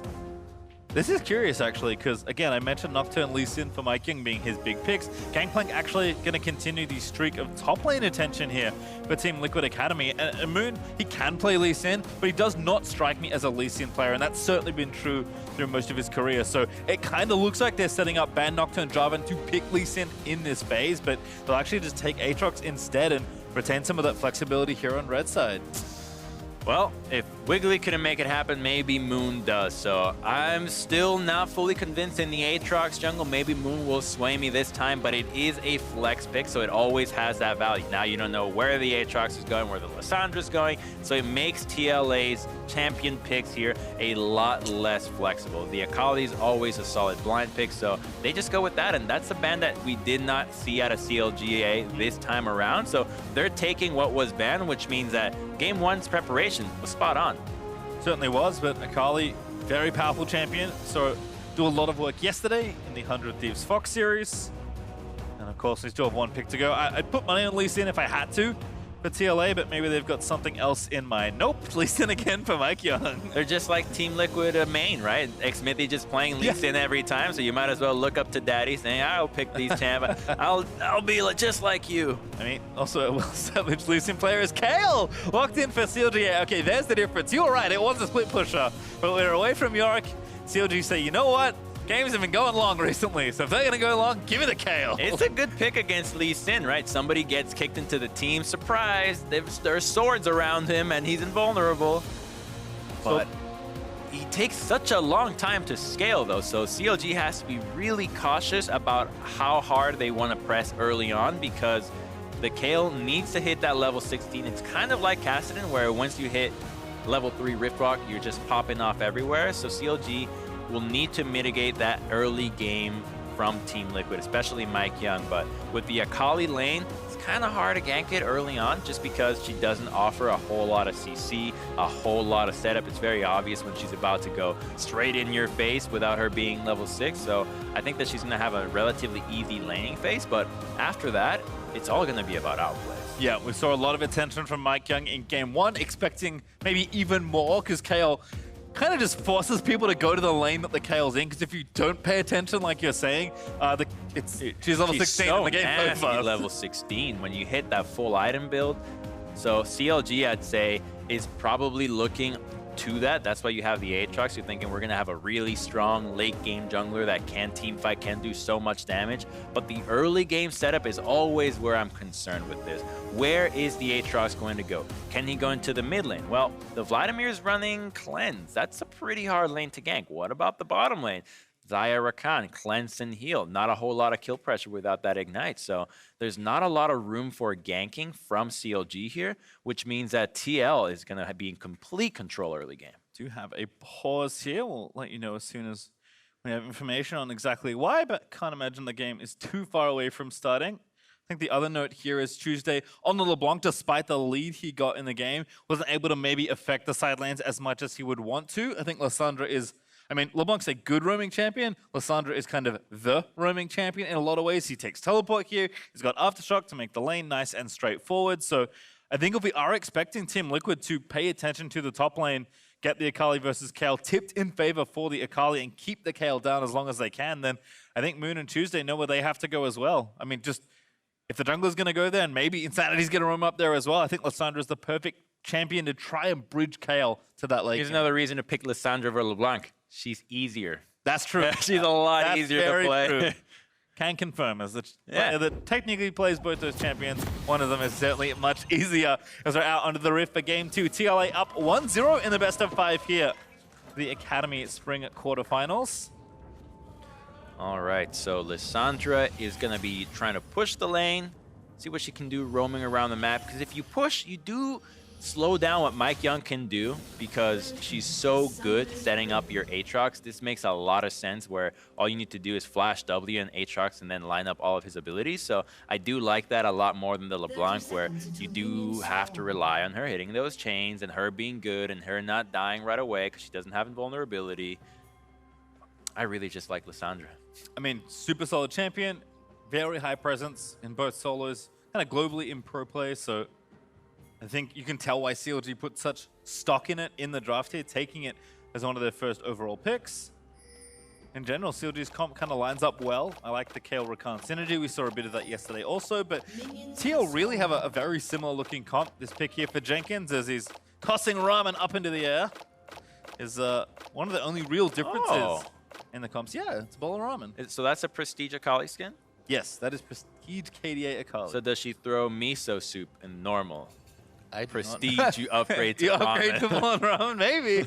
You know what? We'll have to test that. I think the different skins have different ramen bowls too. I can't remember all of them. There you go. That's everyone's fun skin trivia for the day. I like the idea of the soup upgrade. Right? Like you gotta, if I'm paying premium, I at least want spice on that. All right, back again in the 2v2. Matt tries to get that taunt off. Colin takes some damage, but did see Zyra Khan kind of pulling ahead early in this 2v2, so that's my expectation. We'll watch the lane play out. Another sad life out of the junglers, getting no leashes once No help again. today. You always feel bad when that happens. It's usually, you know, I can tell you exactly why this happens. It's because your laners say, I can't lane if I'm not there right away. I just can't do it. I lose lane if I go help you. And then the jungler just says, well, what can I do? There's two people against one. So Yep, that's okay, true. I guess I'll lane Even if alone. you know they'll be okay, it's not worth the mental tax on your bot lane. So, you know, you take the L, you do the buff without a leash, and That affects the champions that you pick in the jungle a lot because you're thinking, well, I can't pick junglers that would prefer a leash when they're on their first camp, so I'm going to have to go with more self-sustainable junglers, which might be one of the reasons why Aatrox has a lot of priority. He's got good AoE, good sustain, good clears, and good mobility, so he's very good at just jungling all on his own. Same thing with Lee Sin. also noting that junglers started on opposite sides and are moving towards opposite sides of the map. So surprising, not too many people, I think, at this stage. MikeYeung is moving towards the top lane where the Kayle resides, and Moon right now clearing towards that bot half the map. So certainly have to see if the attention we expect for the Kayle lane there next to the Akali does come from MikeYeung. All full clears, no one going straight for the crab except You don't get a leash, Yeah. you have to. Yeah. Well, I mean, you can go straight after 3, right? Because red side hits you 3, you can go straight for the crab, but they chose to go for wolves first, and MikeYeung is just going to finish his entire blue side before even considering the scuttle. Yep, Moon saw the, you know, the level 2 to level 3 crab contest last game. He's like, don't want any of that. Let me take the rest of the camp. MikeYeung, though, as you mentioned, falling into a similarly passive pattern. Now level 4, prime time for a gank here in the top half of the map after the scuttle crab, of course. Yes, yes, you got to get that crab. Uh-oh, the bot side called in, little low. Ignite already burnt by Matt.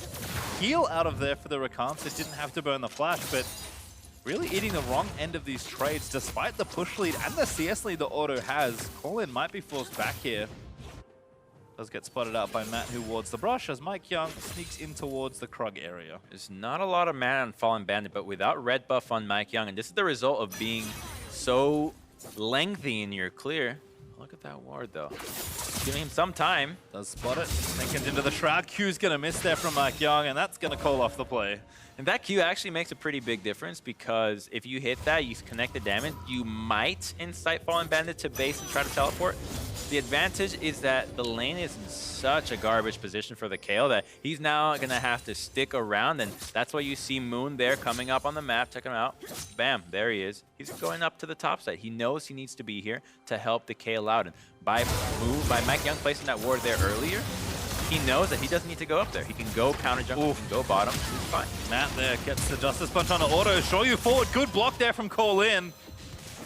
So all of a sudden, that 2v2 looking nice there for TLA, winning the exchange cleanly in bot lane. That's a lot of summoners being burned, and I think that a big part of that is the fact that the Xayah does not have heal. There's no ignite in this lane, so they're really at a summoner advantage from the get-go. If Matt keeps taunting and the cleanse doesn't go off, then CLG is going to always be losing those trades. Yeah, I mean, Galio, don't think of him as an aggressive support, but you find a good taunt, you find a good knockup from the Justice Punch, and don't need that much more from your AD carry in order to win the trade. So they find good angles, they'll take a somewhat advantageous recalls. Auto will lose a few minions more to the turret as the way push in. And as we have a quick check-in with mid lane, looks like some early backs have been completed. Tuesday did burn that first TP to lane. They won't be able to get into a side lane as quickly as he might like, but level 6 hitting for both means that a bit more action could be found from either mid laner. Jenkins harassing Fallen Bandit in the Shroud. He's gone with a lot of sustain in this lane with the Fairy Charm, the double Dark Seal, Corrupting Potion. He just wants to survive. He knows that as long as he makes it out of lane, he's fine. But a gank in the bottom lane is in order. Knock up on a Matt. Matt, I think, reads the situation, still gets rooted. Here's Moon looking for the chain, doesn't land it. Matt knows his forfeit, and Auto will collect a kill. One more feather, all ward down, and there's Burst Blood for CLG. Oh, and poor Moon was not able to get an assist. He does claim some experience, but being down there is really all he needed to do, because jungling in the side where a laner can play aggressive is typically all they ask for. Just saying that, hey, if things go wrong, turn on me, and things are going wrong. MikeYeung is back. Flashes forward, gets the slow Auto, trying to fight it out there. Heal lands from Kolin, actually fighting it out pretty nicely here. MikeYeung goes down, Triumph not off enough to try and save him as Kolin is going to get out barely with his life intact. Shoyu does grab the double, but Moon collects the trade kill, and now Jenkins here with the ulti. Down onto Moon is TP'd in, finds the stun from the first perfect execution. Moon, they're going to pop the wall down to execute down. Moon just going to slap him, go into the resurrection. And Jenkins gonna walk away. The party never stops in the bottom lane, and Jenkins does burn his TP only to go for a world ender. That's exactly what CLG wants. This is a really good trade for them to teleport bottom. Now we're gonna take a look at that replay. So it starts by TL being aggressive, but the knockup gets the taunt out of Matt and chained to the feather. It was just really well played out of CLG. Moon, unfortunately, doesn't claim experience, doesn't claim any part of this gold here. But they do know that MikeYeung is still around, and I think that's what lets them position themselves confidently here, knowing that if he comes out us, we have already scouted him, we know what we need to do. So let's take a look at how they play this. MikeYeung does not get to connect that Q, and that really is what makes the difference. Yep, flashes in, gets a slow, still dies. I think Kolin, a little unlucky. Sure, you barely gets the last few shots, but I think if Moon queued that backwards, he would have saved the Rakan. Well, Jenkins also comes down, but just an ult trade at the end of it all. And that free time for Kayle, like you alluded to, certainly nice here for Fallen Bandit, who's, I was going to say rapidly, that's probably not true, but is approaching level 11, which is at least the first point where Kayle feels a bit better about her status. That's like boarding a flight to Asia and be like, oh, 15 hours, yes, we hit Seoul, we're approaching. So bad. Well, flight's going okay so far there for Kayle. It's set to happen, no matter what. That's where you're true. going. That's true. What state you're in when you get there, though, that's up to you. As TL pushing in, threatening this dive. CLG do know, as MikeYeung's on top of a control ward. But might just go straight in for the dive. 6 here for MikeYeung. Matt also finds that first taunt. TP in from CLGA. Auto goes down. See if Bandit can make something happen here. Would like to kill if he can get it. MikeYeung will fall. Now looking to chase in again. No ult there from Kolin, so can't really try and snag the Galio, but again, Fallen Bandit leaves his lane and gets a kill. Not too bad. It's a lot better than the teleport that Jenkins pulled off. He gets a red buff, he's down there, and now Aatrox on Moon is going to turn this into an Ocean Drake. So they do get something out of this, but Akali in the top side is getting an advantage. She's going to be getting some plays. We'll see what else she can do with that, but so far, this is kind of what CLG wants, getting the Kayle ahead. Obviously, you don't want to see it come at the cost of your AD dying, but let's see how this all played out.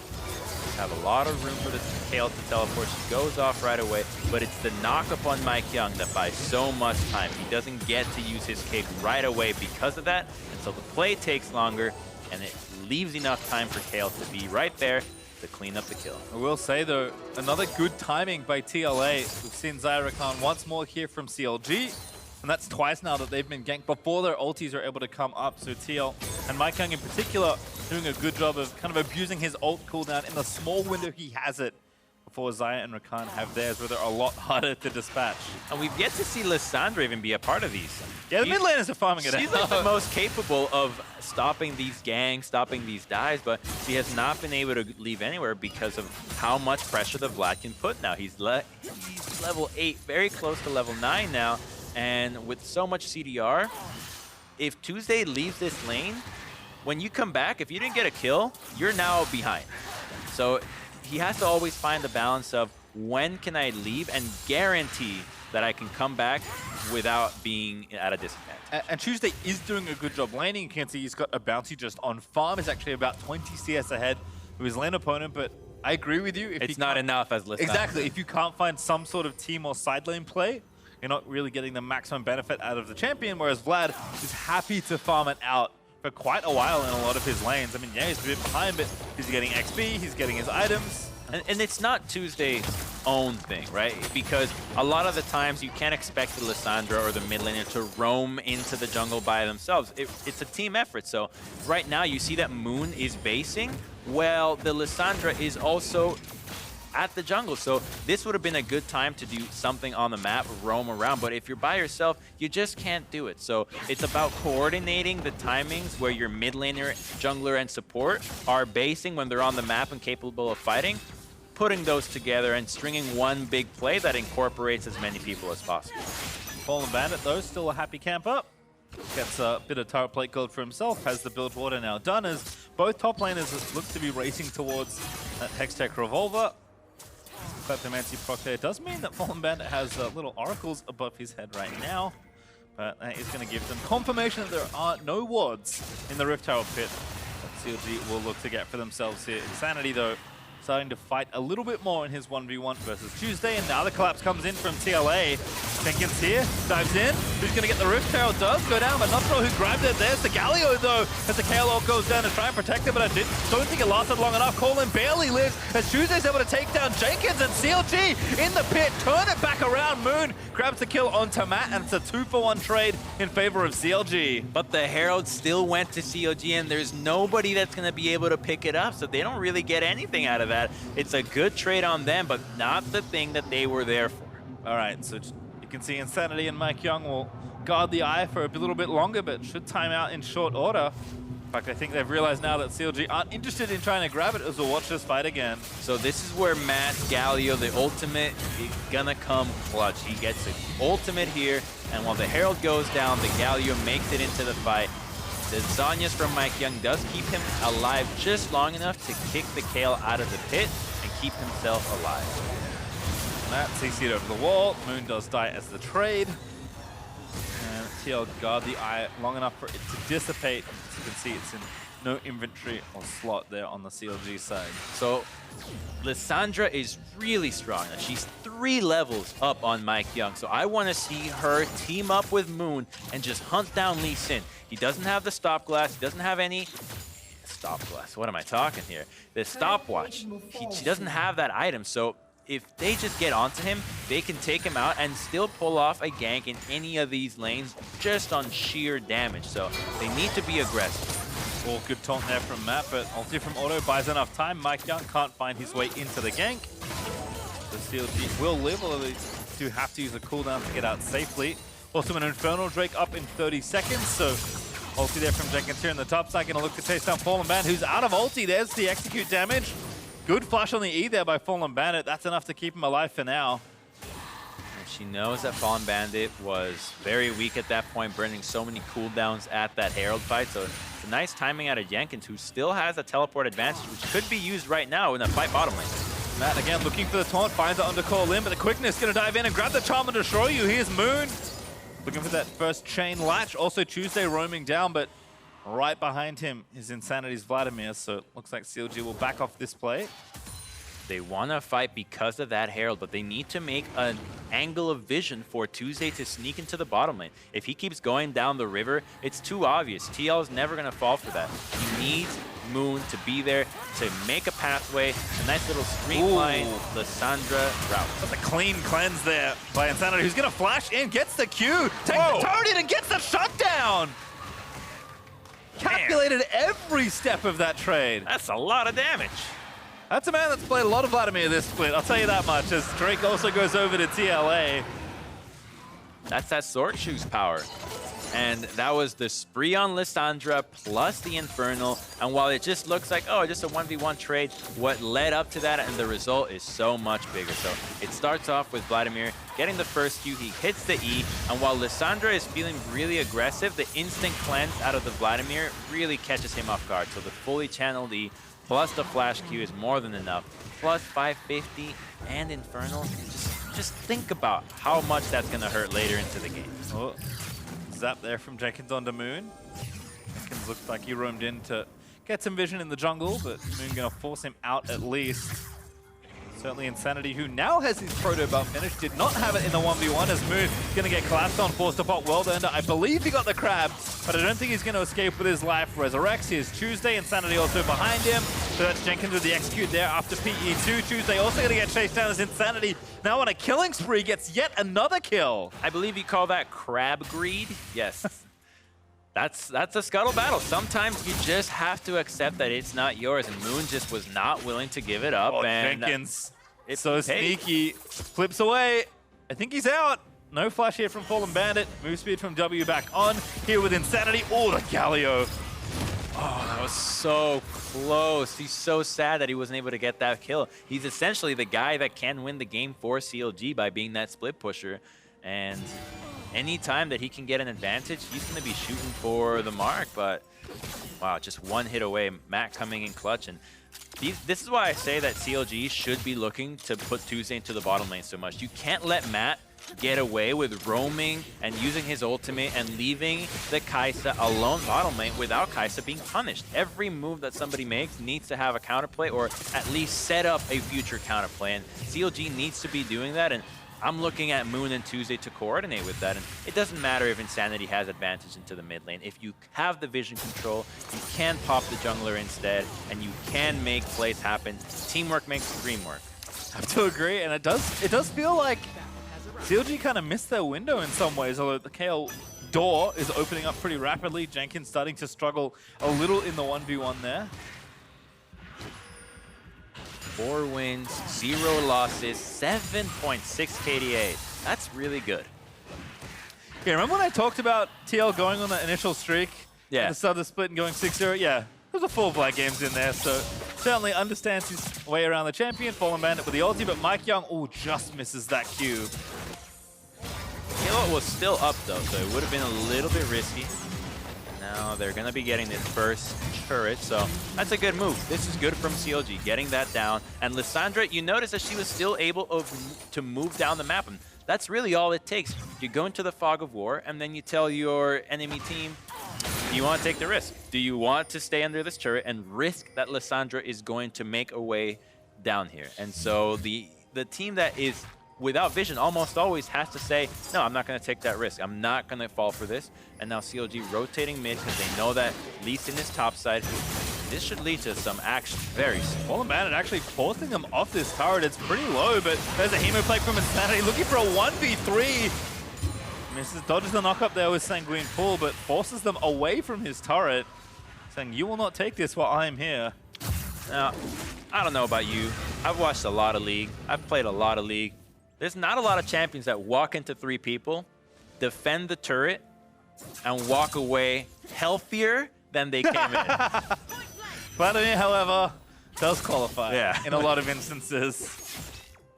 Banshee's Fair already done as well, so Sanity is got a pretty big personal lead right now as Team Liquid continue to kind of find their way through this game. Like I said, it did feel like CLG had all the tools and all the timings ready to go, but gonna have to lean on this Kayle for a little while longer because TLA have all the control now in the That's mid-game. super interesting though. Take a look at the Akali and the Kayle. The gold is essentially the same, but Kayle seems to be able to be really strong here, right? She's been able to push the Akali in, and she will have her ultimate to Ulti, survive. yeah, has to use it. Jenkins does eat the damage. Not bad turnaround. Q's gonna miss. And that's no kill for Mike Young. You gotta hit those, Mike. What else can you say? You gotta hit those, Yeah, right? I mean, that's his kill. That was it. The Kayle has no flash on that one, but now at least being there does net you that turret. So you don't get the maximum value, but you get some. Matt in there again, but taking a little too much damage from Auto, who takes a chunk back in kind. From Shoyu, who is again sneaking up in the item race. It's 2 there for Auto, but almost 2 finished there for Shoyu. All right, so let's see what these teams do with the lane assignment. Akali has no teleport, and Kayle does. So this could be an Akali going straight to the bottom lane to go fight for that Ocean Drake. And yes, she has chosen to go top. Never mind. I'm not going to be fighting for that. In some ways, you have to be greedy as Kayle, because more than anything, you need experience on this champion. The only way to get that is to sit on your own in side lanes for as long as you possibly can. So might have to lean on Tuesday's TP here. CLG might be able to find a pick and then deny that off. But right now, it is going to be TL starting off this next objective. Ocean Drake will be there as if CLG want to give it to them. And right now, it seems like they're saying, we just have to kind of defer to TLA, try and push down some turrets, and wait for Fallen Bandit to hit level 16 and get those items. They need to look for a trade, so they're positioned around the top side, maybe going for that, but they're not capable of pulling the trigger and going top. They've got 4 members, yet they still don't want to risk diving that Akali. With the Shroud, with the Galio being able to roam, it's a risky call. I still think that as a team, you need to be able to at least threaten it and help practice it. See what it takes to pull it off, because not a lot of teams are really willing to do that. Moon is going to cover for the top lane. That does give Fallen Bandit the turret that he was looking for. CLG is still keeping up in objectives, at least on that front. Have equalized in turrets, and Auto and Cole Lin have stayed here to try and take down this mid outer. In fact, all of CLG are here. Good time to try and find something. TL were in position, but couldn't find an angle for a fight, so CLG go up in turrets briefly. All right, so there's only one outer turret remaining, which is CLG Academies. This lane assignment is going to be the most interesting because you have an Infernal that's coming up next. That's about 5 minutes out. And with Baron being up, none of these teams being a Baron team, it's all about a big lull in this game. Both teams should be okay saying, we're just going to farm out the next few minutes, wait for these objectives to spawn, because anything else is a little bit forced. So with the vision that CLG have around middle, they are positioned to defend that objective and possibly collapse into the mid lane if TL is to fight for that, because it's the only thing that TL can go for at this moment. So it looks like we're about to go into one of the game plateaus that we often see in high-level matches. Yeah, in some ways, Insanity is just looking to keep farming up. CLG actually going to start the fight, calling with a 2-man knock after that charm, but he takes so much damage on the other end of it. There's the ulti out from Fallen Bandit. Shoyu tries to dive in, now locked up by Tuesday and shut down at the end of it all. Galio dives in only to his death as Fallen Bandit gets that kill, and CLG finally make the proactive play. And that's what happens when you have the vision and you're prepared. Look at the map and the mid lane. Look at all the vision that CLG has. They have 2 red control wards around mid lane. They've got vision everywhere in that area, so they know when they can take a fight. TL being a little bit greedy, saying we want that last objective, but TL chose to engage here. Moon kicked No, they up. did not. They got engaged on it right away. What am I talking about?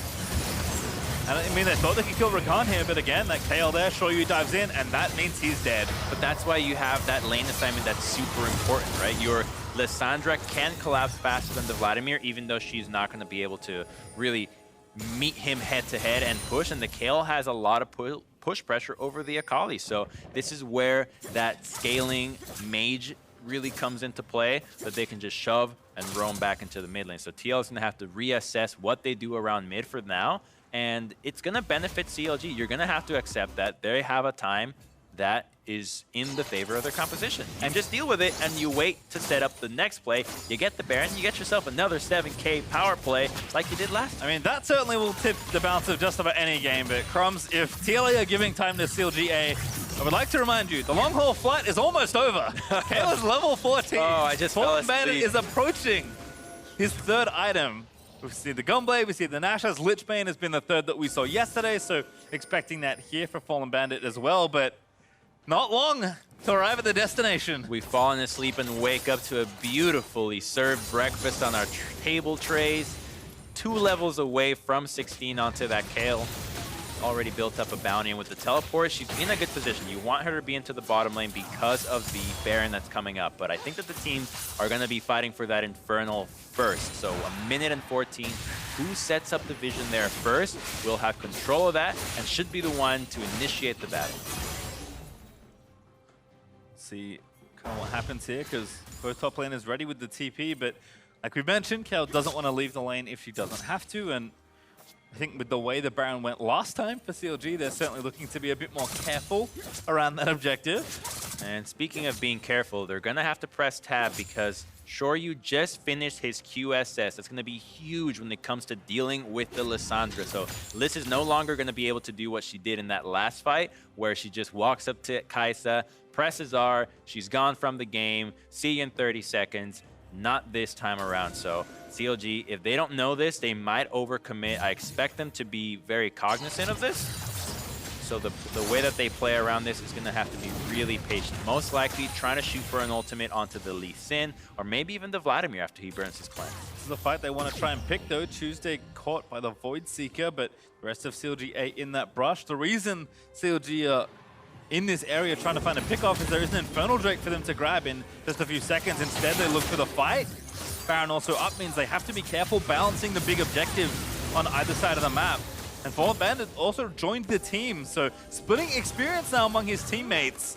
Thinks better of it, gonna go straight back down to the bot side, although maybe to the Infernal as both teams balance pretty precariously here in mid lane. So Kayle can solo this Herald, this Dragon, which is really good. She's got the blue buff, she can regen, she can stay here, and now TL has to make the choice. What do we do? Do we care about this? Nope, we're gonna go straight for the Baron, and now CLG has to react. They must go in here or the Baron will be gone.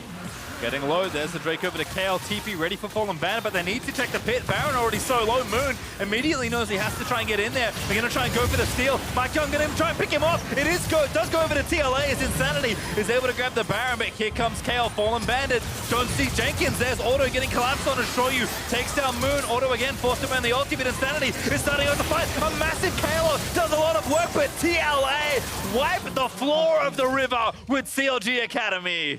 Wow, CLG goes into the pit and nobody walks away alive. They get the Infernal, but the real big prize is TL's, and that's the Vladimir power. That guy is 503, gets a huge Hemo play. Honestly, I think that hit everybody, and once you get infected by that, to win a fight is almost impossible. Yeah, Baron was close, almost stolen away there by CLG, but a stray ability gets it there for the Vlad. TLA storm through mid, take down one turret. This inhibitor turret will fall swiftly as well. Inhibitor's gonna die with it. TL will see if they do want to press forward here.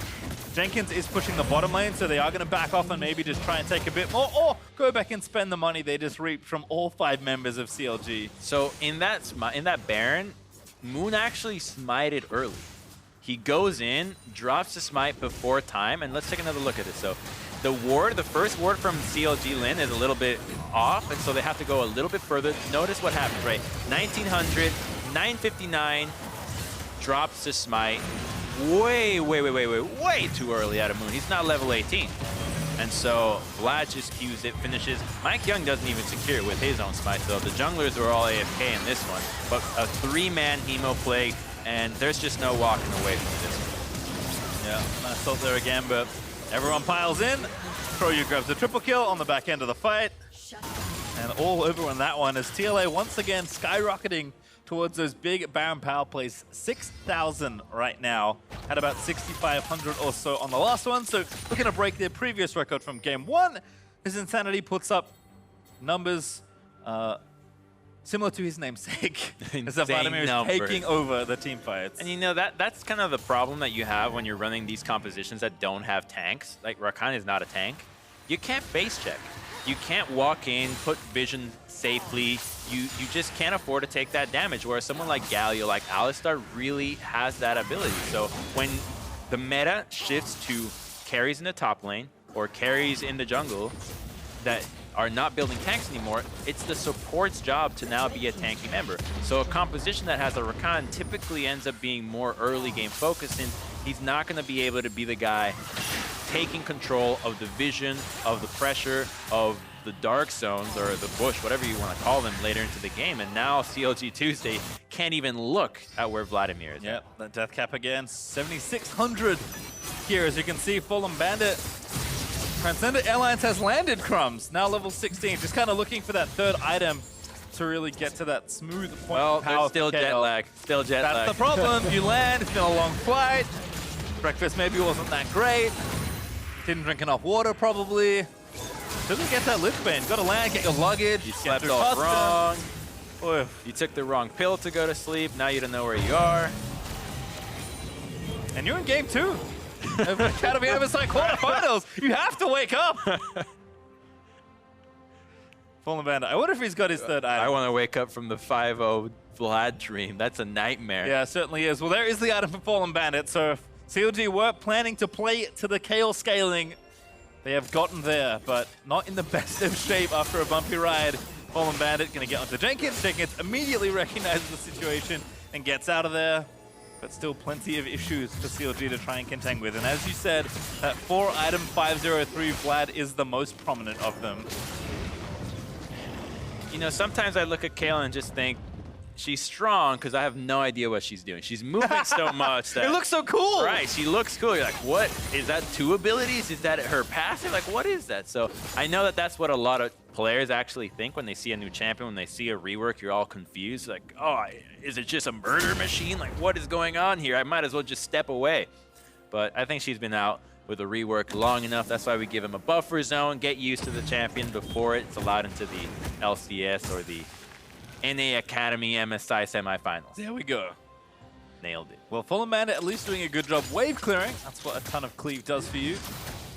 And that did help them at least defend the rest of their inhibitor turrets. Mid inhibitor was not so lucky, but CLG actually get out reasonably, I would say, given the conditions they started off that Baron play with. However, this Drake will not be theirs. This will trigger the spawn of Elder Dragon as well. There's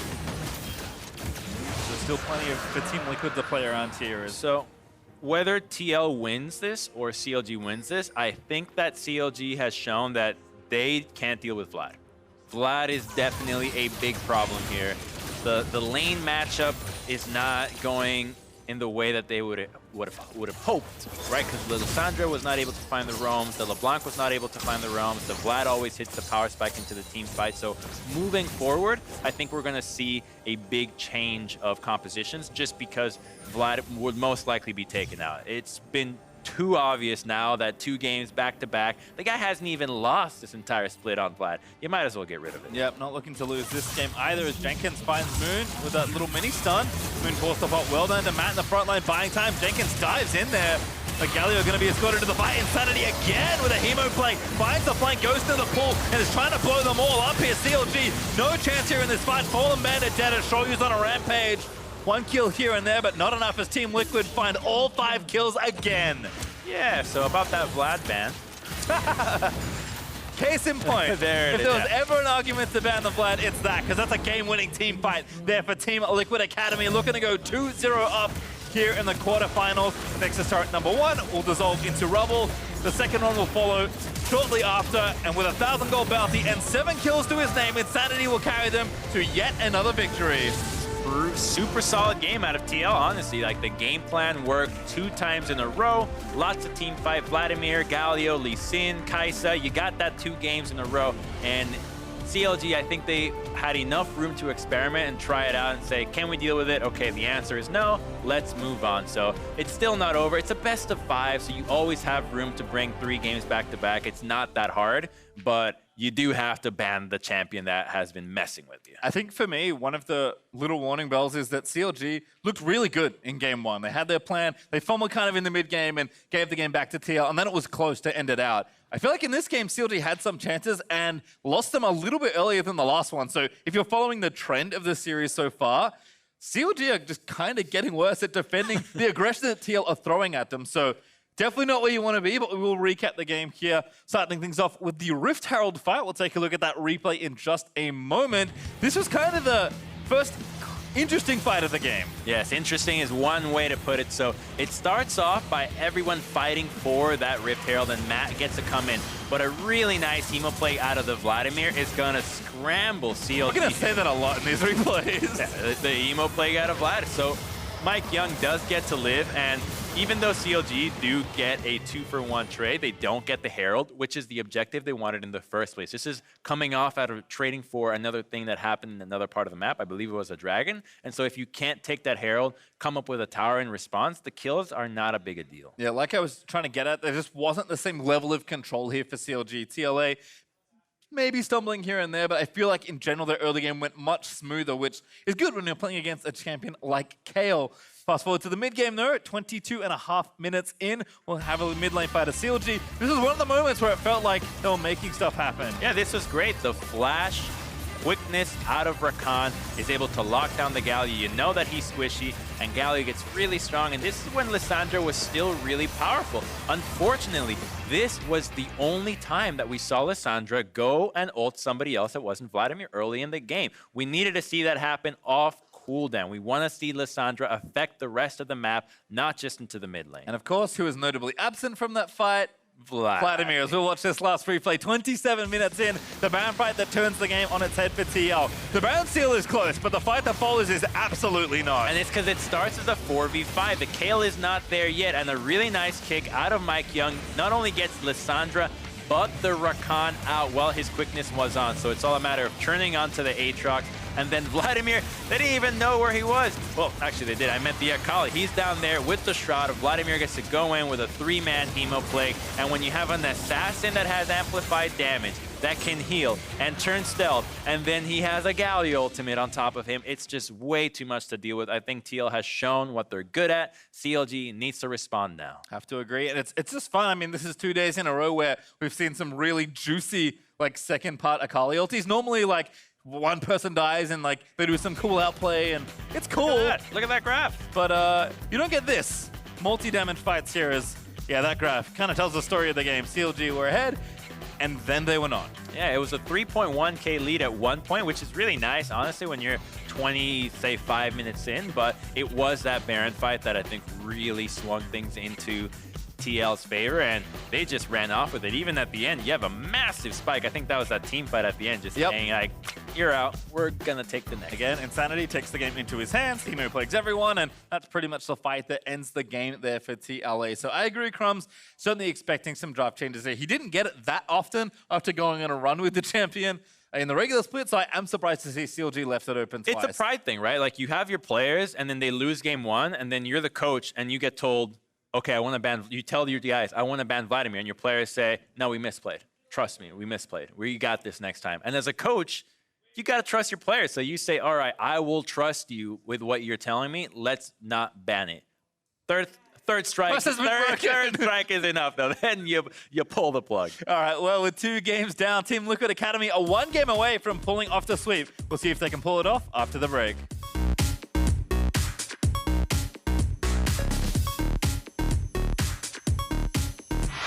Flashes forward, gets the slow auto, trying to fight it out there. Heal lands from Call-In, actually fighting it out pretty nicely here. Mike Young goes down, Triumph not off enough to try and save him as Call-In is going to get out barely with his life intact, show you, but I don't think it lasted long enough. Call-In barely lives as Tuesday's able to take down Jenkins, and CLG in the pit, turn it back around. That's a clean cleanse there by Insanity, who's going to flash in, gets the Q, takes the turret in and gets the shutdown. Shoyu takes down Moon, auto again, forced to burn the ulti, but Insanity is starting out to fight. A massive Kayle does a lot of work, but TLA finds the flank, goes to the pool, and is trying to blow them all up here. CLG, no chance here in this fight. Fallen Man are dead, and Shoyu's on a rampage.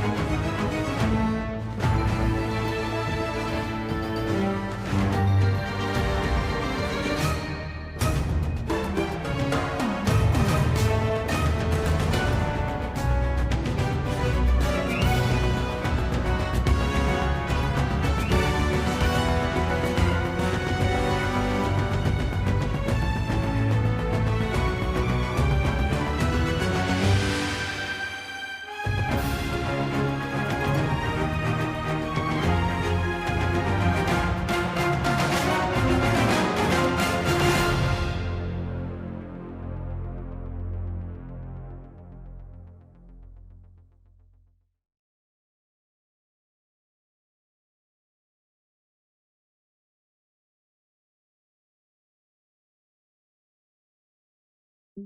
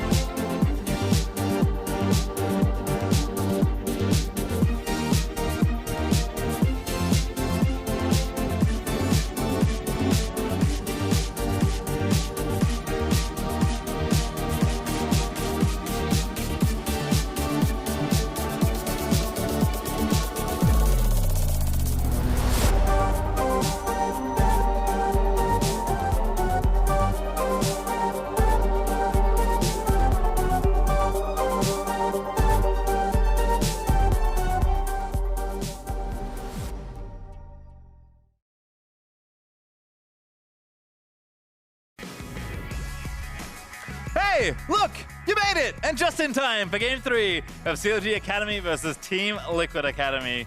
Crumbs, though, we mentioned it already. We do have to talk about something. It's very important. It's Insanity's Vladimir. Yes. Why is it still allowed through drafts? Cray how well he has been doing. His Vladimir, I believe, has a 7-0-5 scoreline last game. Yeah, that was just the last game. 33% of your team's damage. There's 5 members on your team. You're doing a lot of heavy lifting, and with a kill participation of almost 50%. I'm just going to round up by 9%. That's how I do my grades anyways. And he is killing it, but I don't expect Vladimir to come out again this time around. It's not a pick that CLG has shown they can deal with. You've got 2 chances, 2 different champions. It didn't work either time. Just drop a ban on it. I think they looked good banning the Sylas and the Thresh, the Kennen. Forget about it. The Akali and Kennen, I think the Vladimir is a bigger issue here because it's going in the mid lane. That side lane usually takes a lot longer to impact the map. Yeah, it feels like even though Tuesday is getting leads in the early stages of the lane, I mean, it's Vladimir. You really don't mind because you are trying to scale towards the mid and later stages of the game. And Tuesday has not been able to convert the pressure that he has somewhere else on the map to try and let CLG really break open again. And I think it's not just Tuesday. It's the fact that you have rotating junglers that don't get the chance to build that synergy with your mid laner. These guys have to be buddies, holding hands, making sure that you go into the jungle together, you ward together, and you make a path that mid lane can go to either side whenever he can. If the jungler's not there with you, the mid laner can't do that. It's a two-way street. If the mid laner is not there, then the jungler can't do that either. So these two guys have to sync up in order to shut down Vladimir and either give it a third risky shot or just ban it altogether. And in the regular season, especially in the games they had versus TLA, CLG did a great job doing exactly that with Moon and Tuesday. So they know they can do it. They know they can do it against this particular opponent. Maybe it's a matter of draft, maybe it's a matter of confidence, but whatever it is, CLG's plan does need to adjust somewhat because it's felt like 2 games in a row, they've had a good thing going, and then TLA just takes the game away from them and never gives it back. That's right. And it might also be the Galio pick. I think that Matt, while he has been caught out a few times, he's been at the front of a lot of these engages, using that ultimate to catch CLG off guard. And that might be one of the other things that's throwing them off, just thinking, if we engage here, is Matt going to be there? Are we going to have to deal with one member coming out of the woodwork? So there's a lot of things that have come into play. And because the draft was so similar, it's hard to assess what CLG struggle with the most. And with the way Galio ult works, the question becomes, is he there? It's like, well, he's there. If he has his ulti, he can join from just about anywhere. So it does make sense that why Galio is such a highly priced support. Again, we saw it yesterday. In general, he's been a very popular support pick all around the world. So certainly expecting some changes here. CLG, though, did actually select red side for this draft, which I find quite interesting because Team Liquid selected blue side in their last game. So they have something special prepared, or both teams think they're right, which is generally not correct. Right. If teams are picking different sides in the draft, you have to somewhat assume that maybe the strategy is not correct. Right. Two teams think they're both right. They're not going to change anything up. They're just saying, no, we made the mistake. It was the play. But sure, I hope that the coaches can see through that. There's definitely a lot of things that have gone into these games, and you just don't want to let perfect get in the way of doing something good. Well, I have to agree with that, as the bans will look probably pretty similar, if not identical, at least on the Team Liquid side. They're up 2-0 here in this best of 5, have 3 shots at winning the next game and advancing into the Academy Here's my finals. question. Why are you banning Thresh if you know that Matt's going to first pick Galio? Right? If he's going to first pick Galio every time, or is he first picking Galio because you're banning Thresh? Most likely it's the other way around. I think that Galio has had a lot of priority around the world. The Team Liquid main roster likes the Galio pick. Cloud9 main roster likes the Galio pick. It's a very powerful pick now, so it seems like maybe that's a bit of a wasted ban, because guarantee you Team Liquid's just going to go and give Matt another 3rd game of Galio, but at least we've got what we asked for, and the Vladimir is out of this game. Yep, the step 1 we expected to be changing is a ban on the Vladimir here in Phase 1. Team Liquid Academy considering their pick for a little while longer, but maybe just discussing something else, because I can't imagine there's too much talk about what pick this should be as they do lock in the Galio once more. CLG now looking for their next few picks. Seen a lot of Zyra Khan from them. They've played versus Kai'Sa Galio twice in a row now. Maybe they feel like stealing the Kai'Sa, maybe they think of picking something else. I think it's time to switch it up. Time to switch things up, guys. Something like Braum always comes to mind as like a nice straightforward sport you can play. Hey, look at that. Call.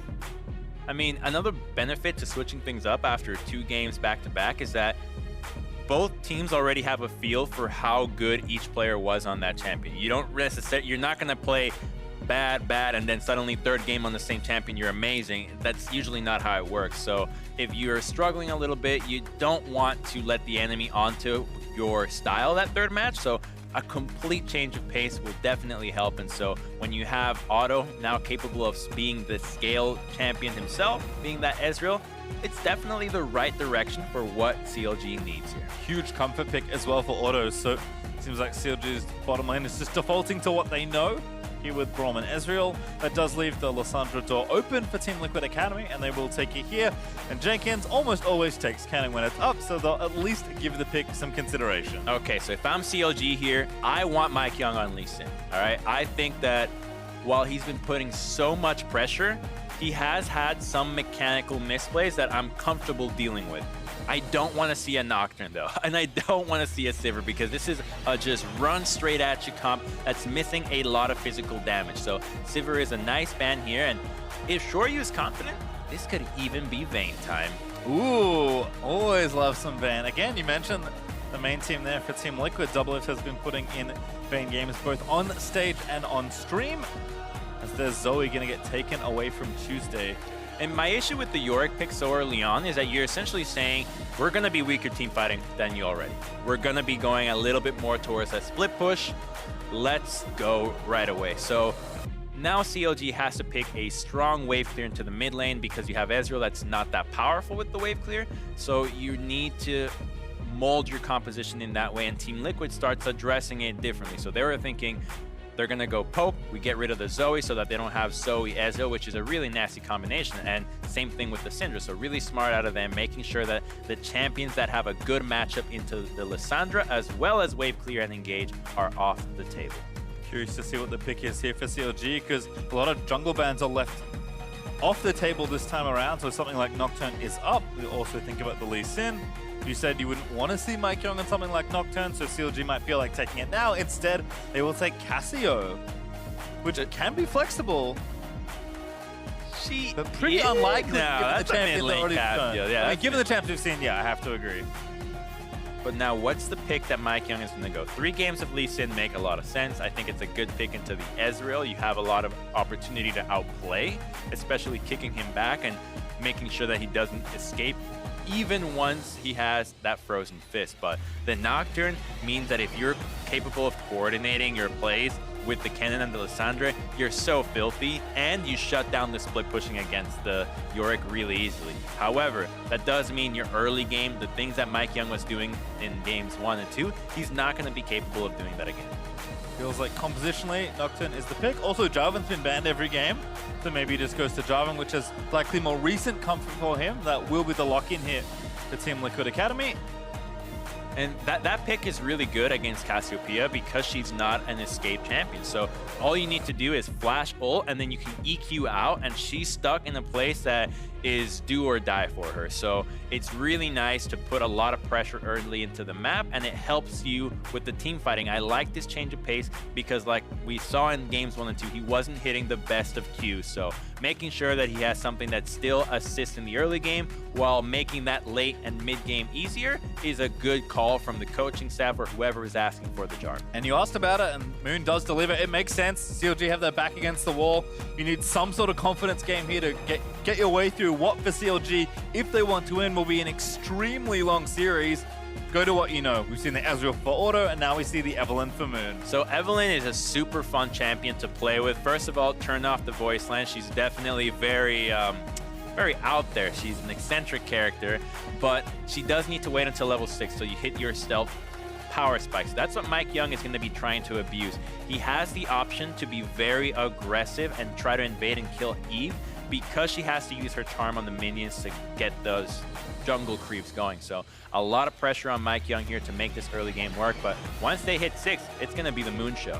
Yeah, I kind of like where they place this in the draft as well, because Lee Sin has traditionally been quite good against Eve, so waiting to see that pick kind of helps them out a little. But I almost think that in like 95% of conditions, Moon was going to play this champion, because again, CLG need just something to kind of lift themselves out of what is always a tough situation. I'm sure, Crumbs, you can speak to the mentality of a team that's down 0-2. It is just so tough mentally in these situations. Yeah, you're essentially deep down, you're thinking this is it, right? Like, we are gonna have to string 3 games back to back to back. Everything we did in the 1 and 2 didn't work. And in fact, when I was doing Challenger, I'm pretty sure we were down 0-2 in finals, and we had to bring 3 back-to-back games. So it's all about just completely switching things up and what the priorities of the team members are. And best of all, the longer you draw out a series, the more you can understand what player is fatiguing, what player is starting to tilt, what player is starting to play a little out of comfort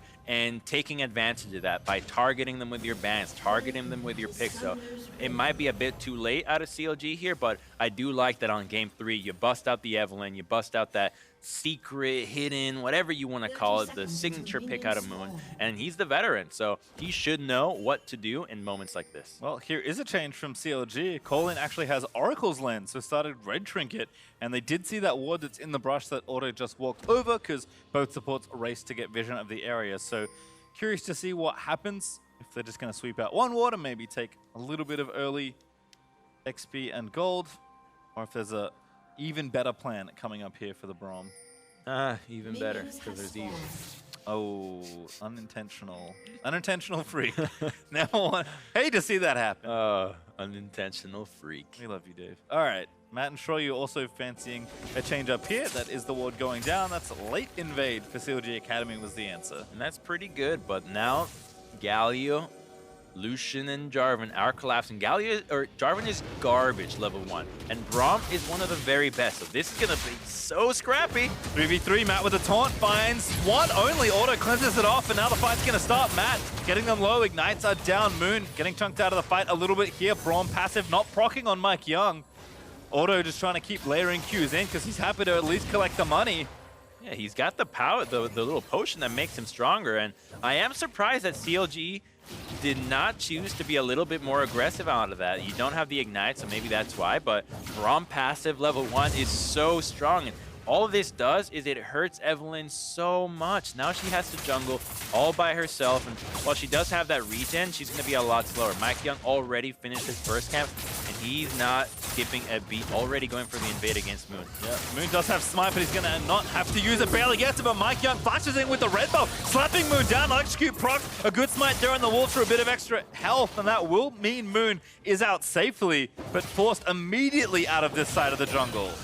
Very aggro out of Mike Young, thinking that he could get the flash knockup hit onto the Evelynn, and he knew that Eve did not have flash, so this is what you want to see out of the Jarvan early on, just full-on aggression, and luckily Eve can regen, and she's going to go and be able to get that red buff over, but she probably is not going to be able to touch those Scuttle Crabs, which should put Jarvan in a pretty good position to hit level 6 before Eve. Also a very different texture here in the bot lane.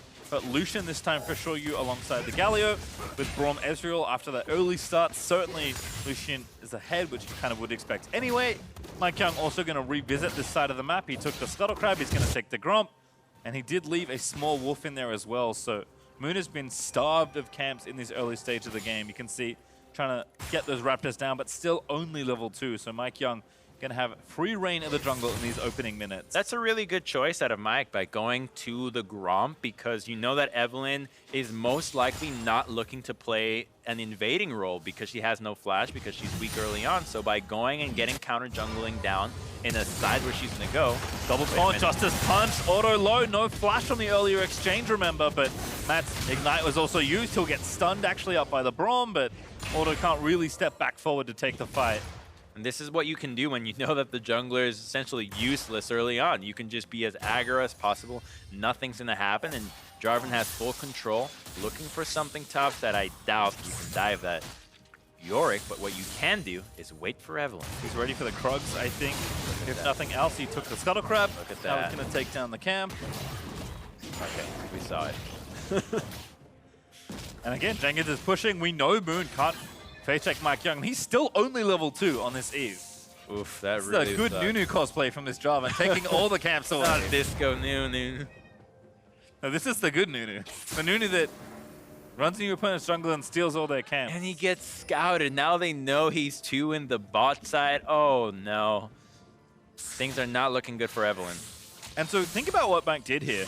He basically said, I know you can't come into my jungle, so I'm just going to take all of your jungle away from you and then go do my jungle. Moon is still level 2. Yeah, It's almost 5 minutes he's into literally this game. waiting for the camps to spawn. So let's take both sides, right? So what should Moon do, and what should Mike Young do? So Mike Young's already solid here. You still want to be looking for some ganks because you're really strong. So Mike Young should still be looking to counter jungle and try to shut down Evelynn. Use the pressure that the Lissandra is putting onto the mid lane to roam and secure more camps. What Moon is doing is that he needs to be leeching experience, unfortunately. He needs to go into the lanes and casually absorb passive experience while he waits for camps to spawn. So I think that he's doing the right thing, but because MikeYeung had so many camps on his side, he can afford to clear them and make sure that he stays ahead. And look at him, the poor guy, just waiting. MikeYeung's almost Oh, level 5, man. by the way. Moon just dinged 3, leeching XP off mid, so there's a total shellacking in the jungle. He goes top thinking doubles are going to spawn. Like, oh no, they just did them. I don't have a timer on them. What about Raptors? When are they going to spawn? Thank you. Thank you. Meanwhile, MikeYeung going back for his next clear of Raptors, has Krugs to clear, Scuttlecrab's coming back up on the right-hand side. He's still got blue buff. Okay, so now Gromp and Wolves are going to spawn with that Scuttle. I want to see TL put the pedal to the metal, fight for that Raptor, fight for to the the Wolf Scuttle. camp Yeah, right there now we for go. MikeYeung. Again, continuing this counter jungling pattern. Smites are up for both. MikeYeung still a level up. He's going to be 5 once his camp goes down. Moon does find him. MikeYeung is actually going to back off momentarily. All in here. Matt's also ready. MikeYeung just says, hey, I'll sweep through this jungle, take down this ward. Everyone's coming into the jungle right now. 2 mid laners on the left. We've got Screen Insanity. Locks up Cassio in the ulti. That's going to force a cleanse out of Tuesday. Nice turnaround from the Liss. Does stop the stun from the Cassio ult. So I think that trade does benefit Tuesday, just getting that cleanse, since that Cassiopeia can be really strong without her ultimate, a little bit stronger than the Sandra. MikeYeung takes what he came for though. Gets level 5, gets the Wolf. That is going to leave the Gromp over to Mike at least, but he'll lose this Crab. In fact, they might not be done here on this invade. They're going to spot him. MikeYeung just going for it. Procs Electrocute 2 levels up. Here's Shoryu. Moonforce to flash away. Going to lose this as well. MikeYeung is just destroying this is Eve. what you love to see. This is great League of Legends out of Team Liquid. Just once you have the advantage, Oh don't my God, let Blue's go. about to Keep spawn. pressuring. This is gross. I love it. It's good. How can you good? jungler? Imagine if this was happening to you. Yeah, and it's game over, guys. Next. But if it happens to me, I'm like, just don't make it stop. The Keep game, going. yeah, I mean, I guess on the other side for MikeYeung, game feels unlosable at Yeah. this stage of the game. And with an Infernal on your side too. So this is so big for them. I want to see if he can actually take this over to the red side and just completely greed it out. Don't say it. Oh, No, they're just grabbing the Infernal. yep. Take the straightforward play at this point. They got the Crab as well. Moon is finally going to get access to some camps here. The lowest level, by the way, is the CLG jungler. By a lot. The mid laner is 4 levels up on the enemy jungler. What? Instead of level 8. yeah. MikeYeung's already level 6. Oh, and they have double blue buff here. I think Jenkins helped out Insanity to secure the blue buff. No, that so- was the one they stole from Moon when it respawned. Oh, yeah? So Insanity got donated the Okay. blue after they reinvaded. I mean, if nothing else, this is a beautiful showing of what timing camps and thinking about your routes does, because And also, what a really poor level 1 invade can lead into. that's true. TLA did not force this strategy. No, right? It was gifted onto them, and they just rolled with the punches and understood what had just happened and what they could do out of it. So I think that CLG, no matter what happens this game, can learn about that level 1 and what it means for specific junglers. Maybe they could have outplayed them there, but still no kills have happened, though. So it's only a big advantage in farm and gold. The objectives have yet to be really taken down when I say plates and towers, but so far, TL is completely in the driver's seat. Yes, 2 plates, I believe, for Insanity here in mid. You can see the gold lead up 1,000. And that's and an Infernal Drake just based on farm alone. And I just had stats tell me in my ear that this is the slowest level 6. Of all time. I don't know if all time. For a jungle at this split, I assume that's in Academy, but it's real slow. And look at what it happens, right? They have to stand everybody here just to watch Moon do ult. Finally, it's 6. Okay, but now he's 9.5 The minutes games in. are over, right? The shenanigans are done. Evelyn is stealth. See if they can save the Gromp here. I mean, look at this. This is 2 control wards plus a few extra ones lying around. They're just waiting for Moon to enter Crap. the jungle. Sharks. Shoryu is like, you know, pushing a lane in by himself. Look at the vision, right? We see it on the map right now. This is red side vision. They have no idea what their blue side holds, so Moon just has to go for a lane gank here, hoping they can get something. Braum is a good lane to gank. There's no cleanses down here. This is a great time. Yep, Matt there with the taunt. Finds Auto for a bit of damage, but still waiting. Mike Young also fancying a dive. Where's Moon?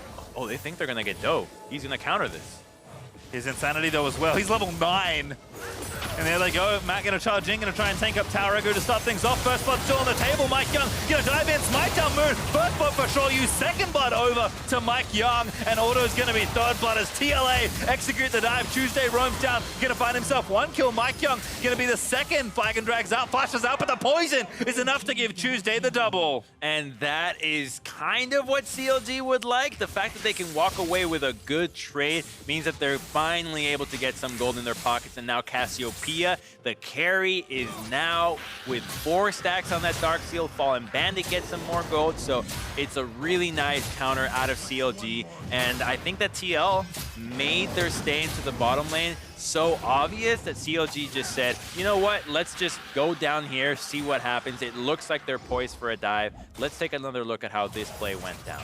So Jarvan is in the blue jungle, and while Auto goes in, I think that Matt takes that Q, takes a little bit of damage, and his cooldowns are going to be back up here. And the Lissandra does get the roam first, but Cassiopeia, she makes her bold move. No vision, she goes down here the second the dive happens.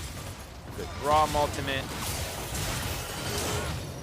Really good Ezreal ult, the Lissandra ult. Everything is really just fine out of TL, to be honest. This dive did not get anybody. It was the Flash ultimate out of Tuesday that really... Oh, Shoryu! Never mind. Shoryu was the one that gave a freebie. So that was really the only thing. So good on Tuesday for that roam. And otherwise, Shoryu just needs to back off, but a good dive by them. Yeah, I mean, not exiting the same way might have been the other thing that TL could have done slightly differently there, but I mean, still, they set up the dive, they know where their advantage is, and they use it fairly well to get first blood and still retain a gold lead that's close to 2,000. And you know what? It wasn't bad the first time. Let's give it another go as Insanity and Mike Young looking to roam down bot once more. But now they have to re-establish the vision down here, and Evelynn has snuck into the brush. There's some pings going down. I don't think they know that Eve is here. This is a really good position out of Moon. Yep, in the other brush now. Okay, Mike Young is in the blue setting, ready to collapse whenever CLG pulls the trigger. So we're looking at... Still use all alone. There's the Charm. He knows now. Moonstrike behind him. There's the Galio, though. Charm lands. They're going to try and take down Shoryu. He gets stunned. He goes down to Auto. And now Matt is going to get stunned by concussive blows, follow up by the Glacial Fissure. Matt forced a flash. One last Q landing. Auto there from Auto. Doesn't quite grab it. Does get the double on the end. But turned around there by Mike Young, who's now going to look to slay Moon. Insanity also here. Grabs himself a kill. And Colin forced to run away. Well, this fight is probably in the benefit of CLG. The fact that they're able to look for plays and still pull them off while letting Tuesday get some experience means that the vision that TL spends is no longer going to be useful because it's going to get cleared out for the next time around. The Lissandra has ultimate, but Cassiopeia is 2-0. She's strong. Tuesday also with cleanse. Miasma down. Ulti there, cleansed off, and Tuesday finds the outplay. That was right before the cast of the Lissandra ultimate. That was so good. And now Jenkins trying to kite around, but Tuesday's like, don't stay too long. Might find myself a double kill. And I think if CLG can lean on something, it is Tuesday. As we'll watch this bot lane I really want to exchange see that again. mid lane fight again, but let's take a look at the fight bottom lane. So good positioning out of Moon, making sure that he is behind. That way they have no idea where to run. And while you execute the Lucian, he burns the ultimate, maybe not necessary. He is not on the same page as the rest of CLG because Braum burns his ultimate and Moon was not there. So I think that ultimately results in his demise.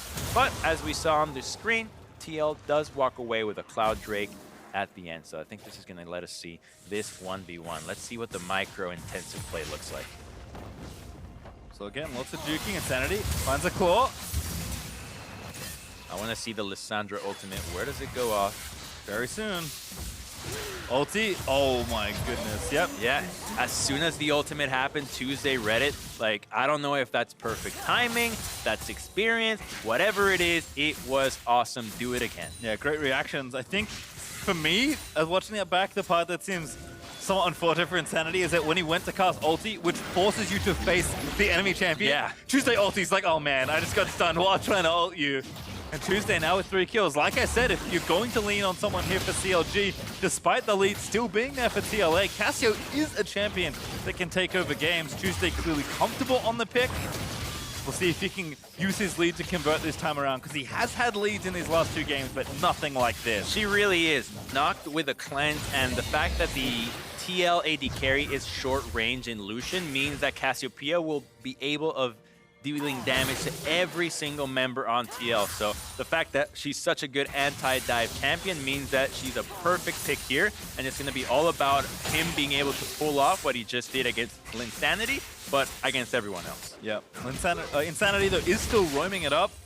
Moon is continuing to make his presence unknown in bot lane, sneaking into this brush once more.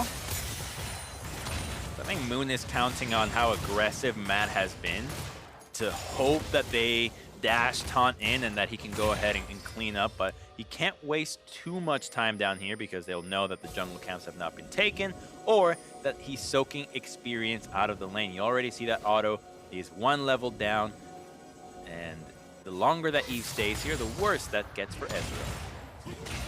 Wonder if Moon is actually sticking in this brush here now. Finally, they're playing up. Jarvan is here, though.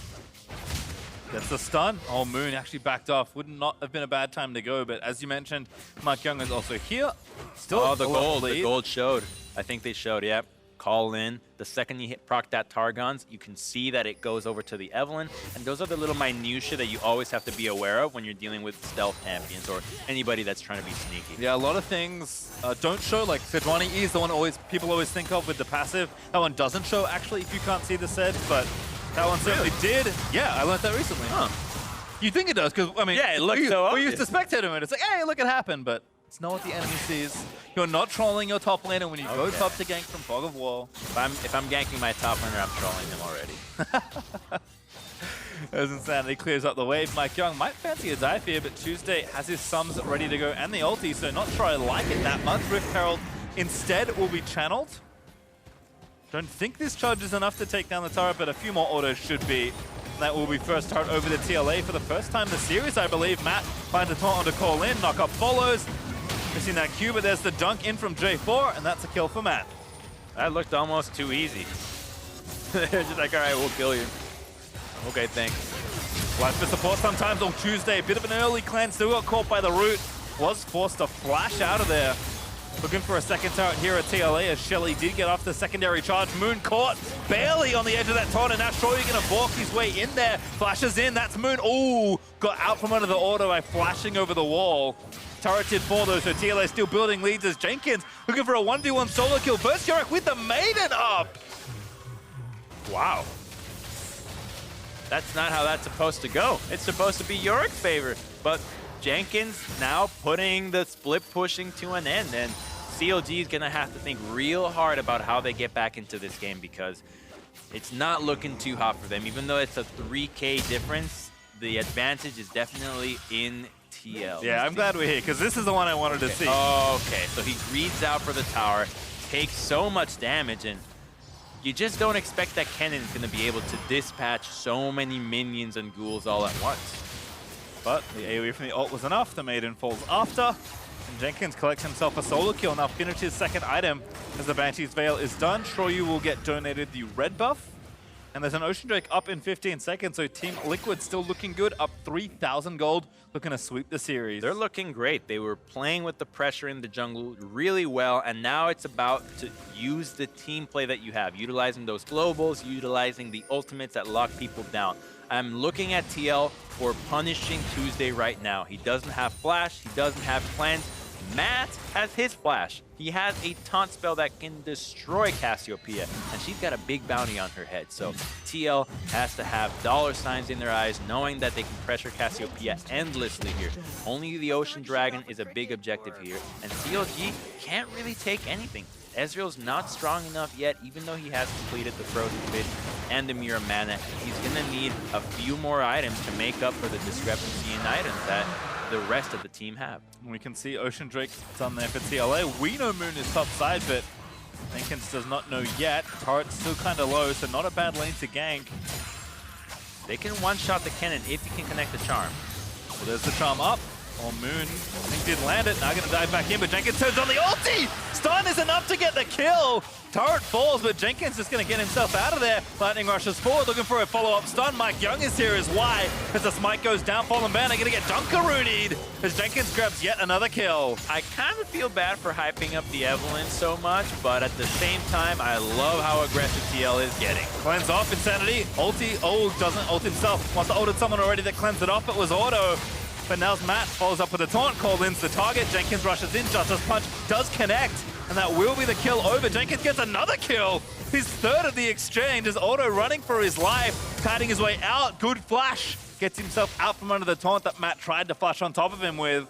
Oh, if Matt just waited a little bit, he gets that taunt, and you can start a Baron right now, 20 minutes into the game. So instead, they're going to be going for that tower into the top lane. And this was CLG being a little bit greedy with what they had. You had the top lane turret, and it looked like Kennen was not going to be charmed and followed up by the Yorick. So the right move was to say, back off, we got what we already wanted. Instead, they commit for a little bit more, and TL punish as hard as they could. CLG though, certainly on your wavelength as they do throw the blue trinket into the pit just to double check this time that Baron hasn't been started. Tuesday also got the bottom outer turret, so at least he is continuing to accrue advantages for himself, and he does give his team some much needed gold, but that lead's still about 3,500 up for TLA.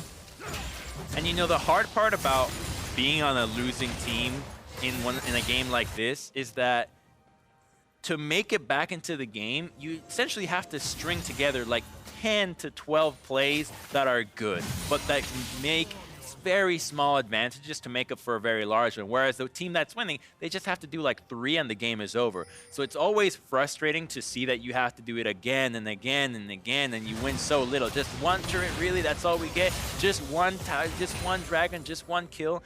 But ultimately, it is the way to do it. And it's kind of like working out, right? Like you have to go every single day, but getting fat, you do it in a week. That's a perfect analogy, Crumbs. I appreciate that as Tuesday still clearing his way through the lanes. He's getting pretty strong, almost at level 16 right now, keeping that XP and items going. But TL, multi-man invades into this left quadrant, looking to secure themselves prime vision around the Baron area. Oh yeah, that's some primo vision right there. Lots of control wars, but they don't have the one that really matters, which is in the Baron pit. That's true, CLG still know that's there, but I'll be able to fall back. Don't face check. Don't face check! CC thrown in, Colin dead. Don't know why he really did that one, but Mike Young's able to collect it. And any damage that they take is not going to matter because of the Ocean Drake. They can regen, and now they can just go right back into the Baron bait. They're not the fastest, neither the best at tanking it, but they can definitely threaten a turn. And you know what? I'll be a bit kinder, because I say don't face check because I can see the whole map. You know as CLG that you need to get vision in, so having a support You go throw your Qs first. I mean, true, there are some precautions you should take when face checking Fog, but I mean, that's just kind of the situation for CLG. They need to check these things, they need to get the vision down, and they just think of it can't. like real life, right? If you got a bush and you need to be in there, you don't put your face first, you put your hand in first. You're like, what is in here? And if your hand gets mauled, you know not to put your face in. I like that the hand is the lane you're willing to sacrifice, but I guess relative to my face being mauled I'll off, give up my left that's hand reasonable. anytime, not my moneymaker. Fallen Bandit flashes out of there, is not the recipient of another solo kill, but Jenkins with 3 items now as the Void Staff is finished. Just winning the 1v1 cleanly. Also 2 levels ahead, so again, Yorick, the champion that we always think to lean on. Once the game gets rolling in the side lane, it's Jenkins all over right now, and that's just in the 1v1. I mean, Yorick, is he cooler than Jax when it comes to being a split push champion? I mean, no, as Auto goes down to a nice ult from Insanity. I feel like there's a certain vibe that split pusher champs have that they really need. Like Yorick, Fiora, Jax, Camille, they all are a certain vibe, even than Irelia, but the Yorick, it's like, oh, you got an army. It's you and your goons. He's a killer of turrets, not champions, Crumbs, and unfortunately, there's still keep team champions in his lane. because TL are going to start up the Baron. Extra attack speed from the flag. So- Going to mean this doesn't take too long. They need to go for a steal. This is really the only thing CLG can do here. Moon has to get the flash in, maybe use the ultimate. There's no other way for them to come back into the game. They shut it down. Oh, I'm surprised they don't stay. They can't see Moon just yet, so the steal is still on the table here for CLG. Matt's wrapping around. He's trying to find the Evelyn. MikeYoung also kind of low. He's gonna have to flash in blind, which is just so crazy to do. Yeah. They just saw him though. The taunt, they're gonna finish. There's Matt. They find the taunt. Baron goes over. They're going to jump onto Moon and take him out. Looking for Call in now as Auto joins the fight. But the blast cone gets him out of the way. Baron over to TL. Insanity getting their first kill. The Dunk going to follow Call in for another kill. And CLG just filing in towards Team Liquid, getting cut down every step of the way. Jenkins, once his solo kill, will get it once more. And Auto kiting his way out. Matt with a flash Q, looking to finish in style as MikeYoung or the Culling do not connect on the Ezreal. He barely makes it out, but Fallen Bandit does not want to be left out of the party. Joins the team only to be taken down by Jenkins. Whether it's in the top lane, the bottom lane, or at the Baron, it doesn't matter. Kennen is winning this matchup, and all that's left is for TLA to push this Baron all the way to the end. If CLG wants to string up a victory, it's going to have to be with 2 miracles. And again, I think TL, this Baron took a while, but I think they did the right thing, staying disciplined, looking for the jungle, and when they found him, the Baron was simple from there. They really did. This is what you know you can do because Evelyn cannot reveal herself. If she does, you can finish that Baron. So by Matt going in, making sure that he's looking for the jungler, it gives TL the window of opportunity that they needed. That's what you're talking about when a veteran knows how to finish the Baron. He's the guy that is either playing the Alistar, the Thresh, the Galio. Your job is always the same. Find the jungler, stop him from getting in the pit. That was the call, and it was executed well by Team Liquid Academy, who, as you mentioned, Crumbs, are just footsteps away from closing the door on this series and sweeping their way into the semifinals to face either TSM or Cloud9 Academy. And they didn't show a whole lot, right? Like, you've seen that Jenkins is pretty good at the Kennen, that Matt plays Galio a lot. So if Cloud9 is going to pick an opponent, while they know what TL has done, they don't know how deep their champion pool is, what they can really offer here. So they're looking really solid. I mean, even something like the Vlad and the Cannon, these are known quantities for Team Liquid Academy.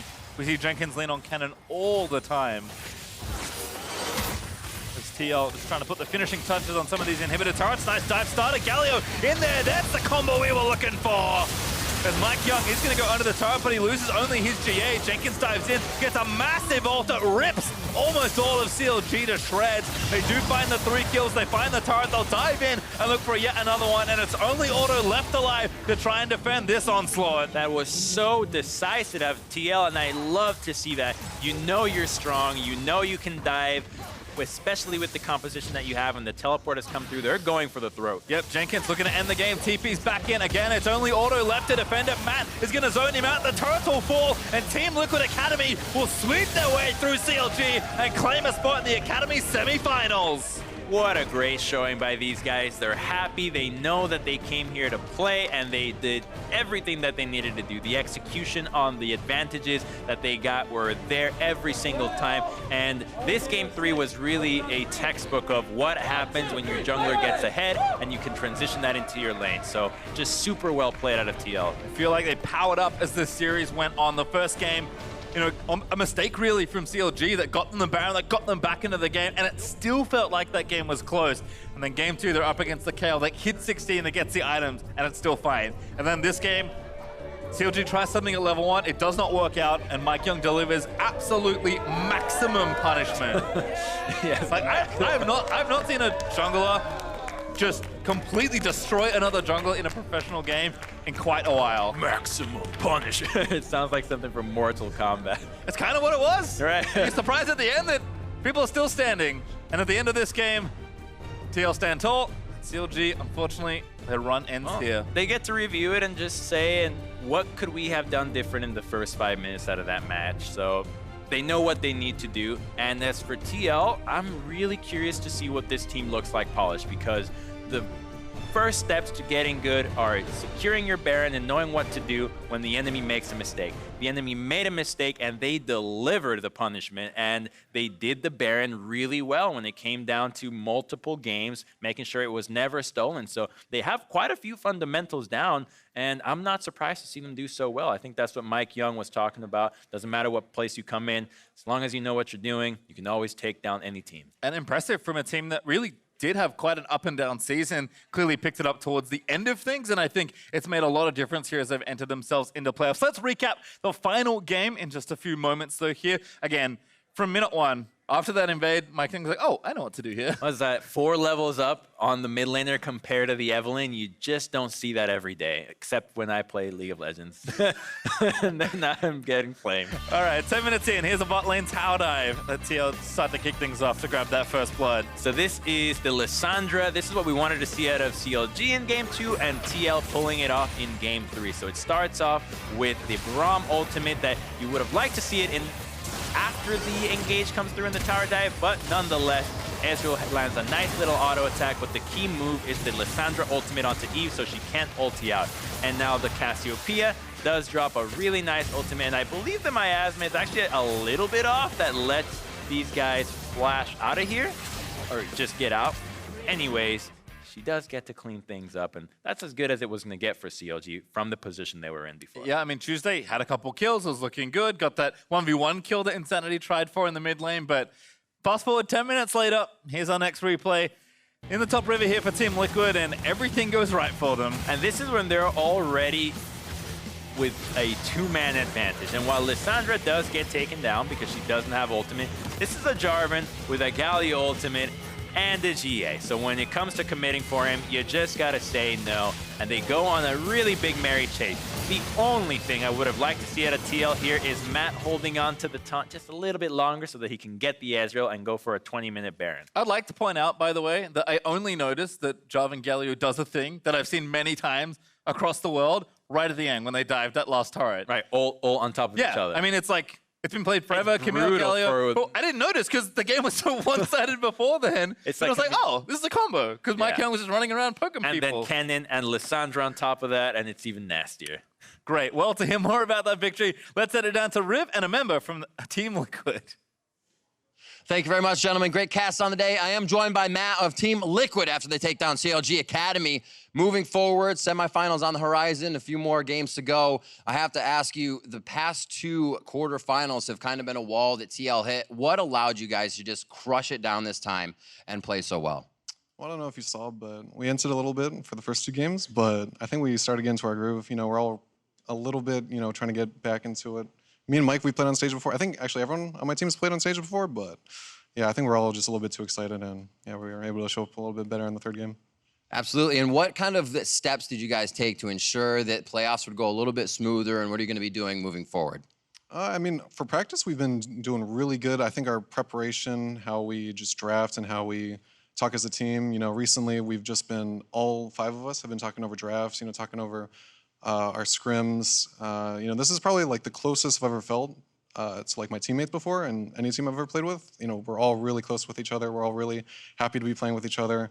It's been a really nice couple of past weeks. That's awesome to hear, and it shows on stage in the gameplay. Final question, Cloud9 was choosing the winner of that game. Team Liquid is now the winner of that, so you play Cloud9 Academy. How do you feel about that matchup for semifinals? I think they're pretty tough, but, you know, I think going forward, we're going to, you know, take practice really seriously. We're going to look over what is really strong for us, you know, maybe what's strong for them, and we're hopefully going to put on a good show. All right, Matt, thank you very much. Congratulations on the win, and best of luck moving forward. We're going to throw it back to the guys to end out the day. Have to agree, preparation did seem good. And honestly, if they find their groove earlier in their series versus Cloud9, that is not cut and dry as you may expect playing the defending champions in the semi. Especially if what he just said was true and that they're kind of getting into the groove in those first 2 games. Totally see it because that 3rd game looked so much more sharp when it comes to pressuring the map, knowing what you can do at a current moment, because right now the state of the game is you get a little bit of a lead, it's tower dive, go, go, go. So much damage is available to so many roles. And we saw that, but of course, one player's influence could not be ignored in this matchup, and that's why Insanity is being awarded Player of the Series. That's right, he got to play Vladimir twice and just There's two times, too many. the blood out of all of Counter Logic Academy this time around. It was too many times. But he did get to show up, and on this last game, he was playing the Lissandra, which in combination with Mike Young and the rest of the team, he was able to do a lot of powerful engaging. Yep, more of a supporting role, certainly in that game, but did his job, got out of lane as often as he could, made sure that he was there for the plays that Mike and Matt were trying to set up. And like you said, you heard from Matt that this feels like the team he's been closest to. And this is a player that's been playing professionally for quite a while. So to see that coordination, especially kind of come to fruition in that last game, was great to watch. That's right, especially punishing the jungler, which is a really easy way of getting an advantage because everybody gets to be involved. When it comes to a side lane getting ahead, you need a lot more effort that way. But if it's the jungler, okay, mid lane can help, bottom lane can help. Can the top laner teleport and help me out? Everybody's involved. Is a team effort, but was pulled off well by Liquid. So with their victory, Team Liquid Academy have locked their place in the semi-final, where they will face Cloud9 Academy, which means TSM Academy will play Echo Fox Academy for a chance to play in the Academy MSI Finals. Oh, baby, where are those being held? Yeah. All right, same place, same Come time. down to Los Angeles. Hey, lots of people want to show up to LA. That's true. City Good of place dreams to be in it. and angels. All right, well, now for myself, Crumbs, and the entire Academy crew, thanks for watching, and we'll see you next Thursday for more Academy MSI. To start things off, first blood still on the table. Mike Young gonna dive in, smite down Moon. First blood for sure, use second blood over to Mike Young. There's the charm, he knows now. Moonstrike behind, and there's the Galio though. Charm lands, he's gonna try and take down Shoyu. He gets stunned, he goes down to auto. Don't face check. Don't face check. CC thrown in, Colin dead. Don't know why he really did that one. CLG just filing in towards Team Liquid, getting cut down every step of the way. Jenkins, once his solo kill, will get it once more. That's the combo we were looking for. As Mike Young is going to go under the turret, but he loses only his GA. Jenkins dives in, gets a massive ult that rips almost all of CLG to shreds. And Team Liquid Academy will sweep their way through CLG and claim a spot in the Academy semi-finals.